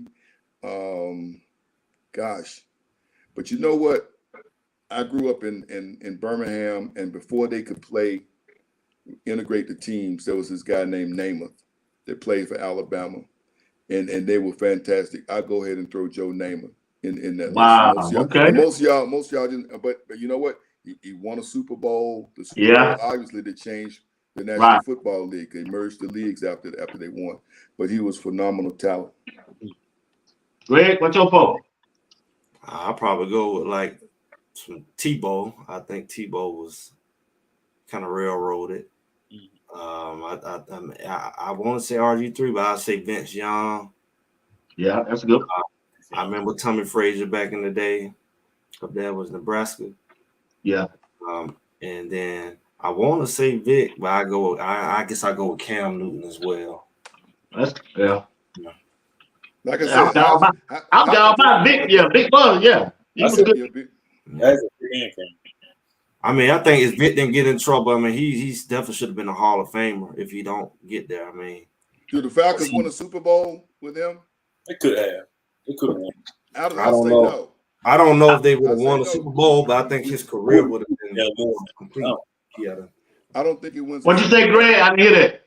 I say I don't think they would have won a Super Bowl with him, but I think his career would have been more complete if he didn't lose that time and have to recover. I believe they would have made it to a Super Bowl, man. I don't think so. You don't think so, man? They repossessed the car and Weber's the playbook in the trunk of the car, right? He ain't winning no Super Bowl with the playbook. He'll tell you he wasn't that focused. You're right. He wasn't focused. What I mean? So he didn't take it serious. I loved him like everybody. How you run past everybody? He did what people told him he needed to do. Are people hollering? Are people screaming? Are they showing you on ESPN on Monday? All those things were true. You know, is your jersey selling? Is your shoe selling? All that stuff was happening. I think they would have made it, man. With the playbook in the trunk. But you ain't gonna win no Super Bowl with the playbook in the trunk. Sound that low down, man. That's not low down. That's the truth. You're not gonna win a Super Bowl with the playbook in the trunk. And plus, certain teams could devise a defense to stop him. Ravens could do it. Bucks could do it. Eagles could do it. You had to have that spy that followed him wherever. The Bears did it. Brian Urlacher followed him to the bathroom that Sunday at the Georgia Dome. So I'm just saying, you had to have a defense that could diffuse what he did. Not everybody had that kind of talent, but those teams did. And they were kryptonite for him. Wow. I'm just being truthful. I know you're going to say, I know you said, I know. A lot of balls. Michael Vick, you know what? He was fantastic. He was phenomenal. I will not argue that. But that guy was not going to win us a Super Bowl. Now, wow. maybe the guy that came back after he'd been away would, that guy didn't keep the playbook in the trunk no more. I got receivers dropping a lot of balls too, though. It almost like a conspiracy. Like they was dropping, it don't matter where you threw it. They didn't have no good receiver when you were playing. Yeah, they did. They was dropping so many balls. You had Crump, you had Finn, you had guys that it was Roddy White that had problems with him. Roddy White was dropping too. Roddy White was so enamored with him. He really was. I mean, it was almost like I can't believe I'm in the huddle with this guy. And he would get out and just, because the amazing thing was, and also I think Roddy hadn't been challenged to block. I never talked with him about it. I don't know if UAB challenged him to downfield block, which, he'd get out there running a route, look up, and number 7's running up his backside, So, I mean, that's a different world for somebody who hadn't been asked to block in college. And we got guys who were great blockers. Hines Ward was a great downfield blocker. It was the year that Vic got sent away that Roddy became a Pro Bowl wide receiver. He had a wide receiver. He had a quarterback in Joey Harrington that he knew was going to stay in the pocket. He knew how to take a sack and get back up. He got sacked a lot. But he knew this guy was going to stay in the pocket. He wasn't going to come out. And he worked with Joe Horn. And that's what turned him into this, a wide receiver, a Pro Bowl wide receiver. Maybe he would have done that, but I just think he had trouble catching Vic's pass sometimes at crucial moments. He could catch it, but at crucial moments, it seemed like he would have trouble with it. Jerry, what happened to I won't see this without counting down. Lamar Jackson in the Super Bowl. What happened? You talking about the game before? Yeah, I was think that. What happened? The moment was too big for not only him but the team. Man, I think that they did well during the season, but I think they got their missing piece now though, and Derrick Henry. And I'm ready to see how that's gonna go. They should have never went away from the run game. I don't get why they did. That's the worst thing that they did. If they ran the ball, if you see it, you go back and watch any highlight when they were running the ball. They ran the ball. Even Lamar was running. He didn't run in the Super Bowl. That game was the Super Bowl because if they tried to prove to everybody he was a pocket passer. He ain't no pocket passer. He didn't have to. Game changing. He should have just ran the ball and did what he did. Every time he broke out on the scramble or gave the ball to the running back, he was fine. So hopefully this year they instill that, especially having someone like Derrick Henry. They should definitely. Greg, check this out, Greg. Who on Colorado you looking for to have a breakout year? It'd probably be Amari and Miller. If he can have a breakout year, then that's going to be. Everybody know what he can do, but if he can have a breakout year, that'll be a game changer because you see what he did against USC. So if he can be that kind of like Calvin Johnson kind of dominant, it's a game changer for Colorado. All right. Sam, I got a 2-part question. Will college football ever invite the HBCU into a college football playoff? Into the playoff? No. Just like you won't see a player from HBCU win the Heisman Trophy. And this is a whole new thing because we don't know how much time we got. That, like I said, Keep going. The 1970 playbook. The 1970 playbook was set up when they decided to open the doors in 1970. Was that okay? You're gonna come here, and it's gonna be established, affirmed, and reaffirmed that you're not gonna get that at an HBCU. You're gonna have to come to this school to get it, and that's part of what the 1970 playbook was all about. Right. It's been two generations. We resigned ourselves to the fact that it can't happen. But Coach Prime made some people think, well, maybe, you know, but you're not going to undo 50 years in 2 or 3. We're talking 50 years. We're talking 2 generations. And so that's you know, that's the thing that we've been taught. That's what we've seen. That's what the images that have been bombarded with us. And, you know, it's done a lot of things. It's, like I said, it's chased a lot of folks out into the parking lot. At HBCU game, we wonder why people sit out in the parking lot rather than come in the stadium.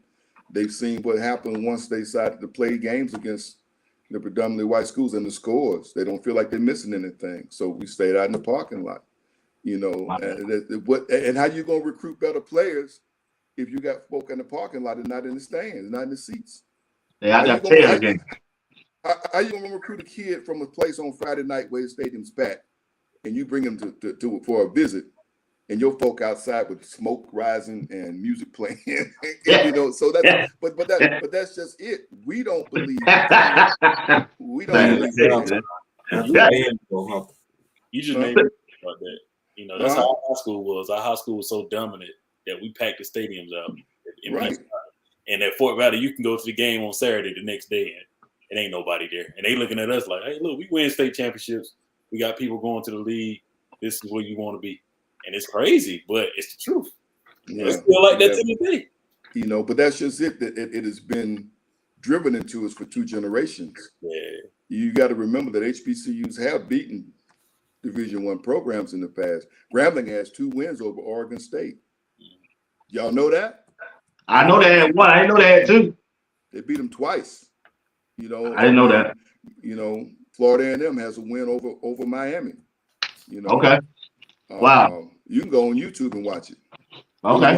It's one of ESPN's very early broadcasts. That was in '79, the year after they won the national championship. They won the national championship in '78. The first 1AA national championship was Florida A&M. They're the only HBCU to win an NCAA football championship still. So, I mean, that team next year had enough talent on it, enough of that talent that hadn't, like you said, disappeared to the other schools around Florida. They were still bringing them up to Tallahassee, and they played the game at Tallahassee. Now, Miami wouldn't come over to brag. They played it at Doak Campbell. They played at Florida State, but Florida A&M won that game. So it has happened. It can happen. It's just we don't believe that it can happen. Sam, would Tiger Woods ever catch Jack Nicklaus? Nah. Unfortunately, I wonder what would slow him down.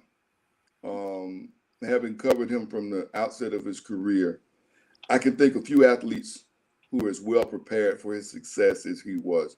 His dad did a heck of a job. When you first met him as a teenager, he looked you in the eye and he talked directly to you. He gave you a firm handshake. It's just the little things, you know what I mean? We say as men. He's been around a man, you know, a man who's taught him you're going to go out, you're going to look folk in the eye, you're going to talk to him, and you're going to shake their hands. That's what he's done. You wonder what could slow him down, and basically kind of self-destructive, you know, and some things that happen in his personal life. And, you know, we've seen the sad things that happen with that. People who didn't get to see the first act got to see a little bit of a second act when he won at Eastlake and then won the Masters here several years back. I don't know if the body can hold up for 4 rounds.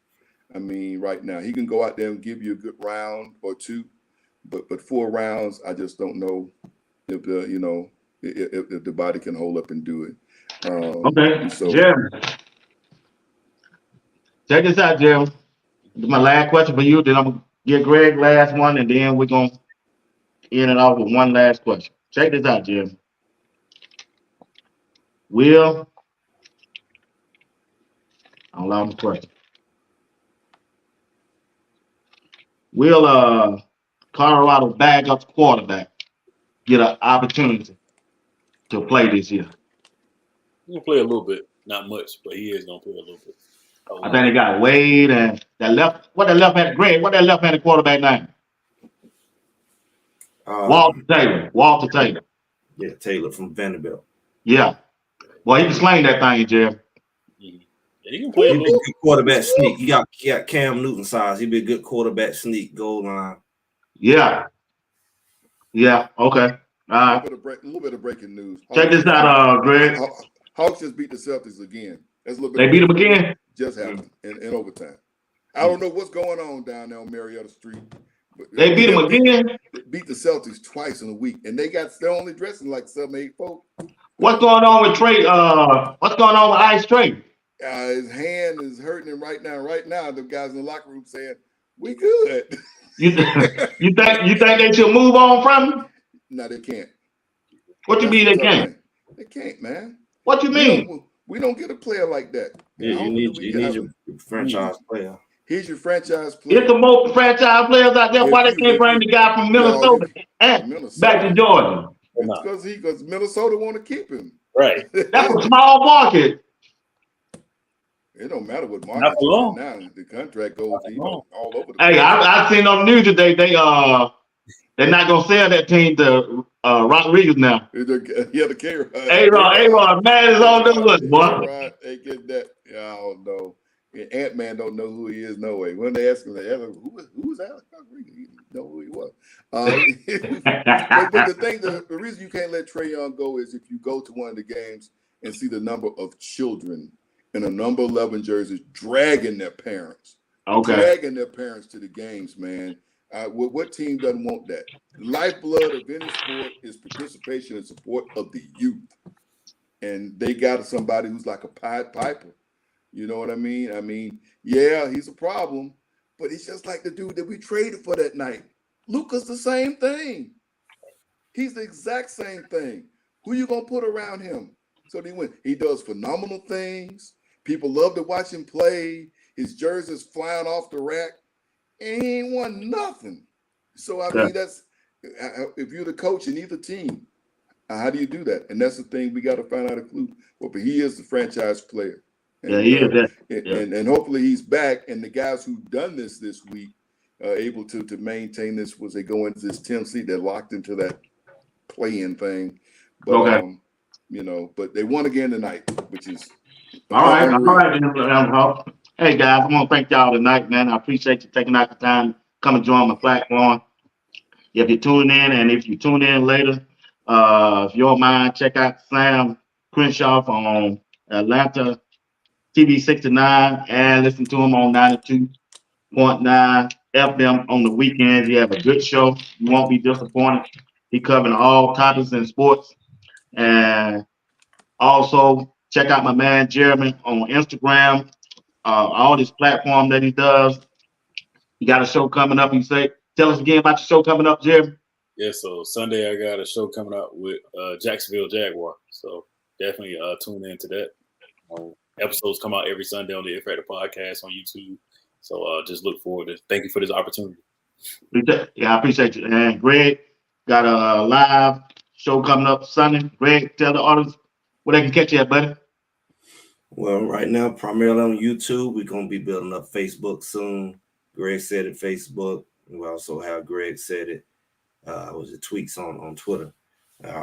We have some videos throughout the week, and we usually go live on the end of the week. So check us out here. Greg Said It. You on Instagram, Greg? Yeah, technically, but it hasn't been posting my stuff or streaming. So you on Twitter? Going on with it. You say you on X, Twitter? Yeah, Twitter. Okay, I'll check that. All right, Sam, tell everybody where they can get you at, buddy. Oh man, my goodness, I'm on social media at Sam Crenshaw 23, SR Crenshaw on Instagram, Samuel Crenshaw Facebook. I want to ask y'all, all your listeners and viewers, if you have a young person ages 13 and under, Greg Clarkson and I do something special called They Got Next. We're saving a minute and a half to 2 minutes for a young person to do a sports report with us on weekend mornings on 92.9 The Game.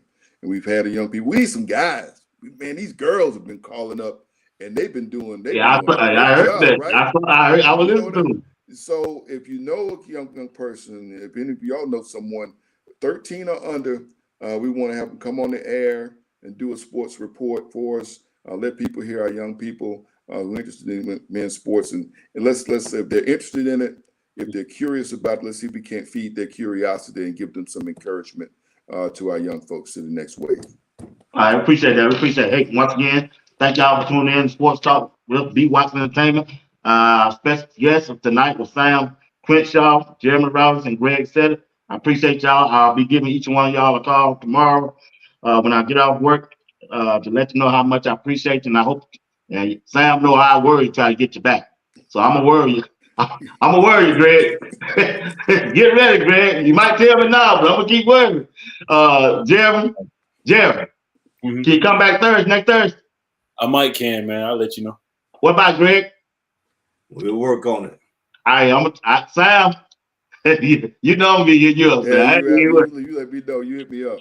I know. Once again, man, if y'all don't mind, hit the like button, subscribe to the channel, not just on my page, also on Greg Said It and Jeremy, and don't get to go to Instagram and follow Sam Crenshaw if y'all don't mind. I appreciate each and one of y'all, and I want to thank my sponsor tonight. She wanted me to advertise. She was watching the program. She watched it every night. She texted me a while ago, said she tuned in and she appreciates me advertising her business for her, and I don't mind doing it. So she was a classmate of mine. I don't mind doing anything to help somebody out. But once again, I appreciate y'all. I want to say a good night, and if I don't talk to y'all no more, happy Easter to all of y'all, man. May God bless each one of y'all, man. All right? Appreciate it.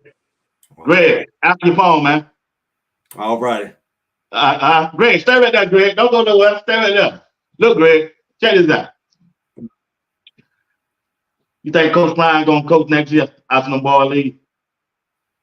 He got a good few more, maybe 2-3 more years in him. You got how many? I give him a few more years. You got his foot. You got to consider his foot. Yeah, he got all that, man. When I was watching that last game, Shadua wasn't playing. He was sitting over there, looked like he was lost, man. He got a grandbaby coming. He said he don't want to be a Oh, granddaddy. yeah, I heard that, bro. I saw that, man. So I don't see him trying to coach no 10, 15 years or nothing like that. I don't see that. I don't know. I think if he's gonna do it, it'll probably be about 3. It depends on who he get as quarterback. Yeah, I mean, he didn't get into coaching for that. He didn't get into it for the passion of coaching. So I think he's just doing it for them boys, wasn't he? Yeah, but I think just you just trying to make sure they get treated right and get to the next level. That was the main thing. But I think once they leave and his daughter graduates from college, it's just really nothing else to do. I mean, what else do you, especially if he wins, he ain't got nothing else to prove. Right. Nothing else to prove. All right, man. Once again, man, like I said, I appreciate helping him out tonight, and I give you a call. All right, you have a good one. Hey, you too. I'll be checking you out, son, but I'll give you a definite call tomorrow. All right now. All right, partner. Be good. All right.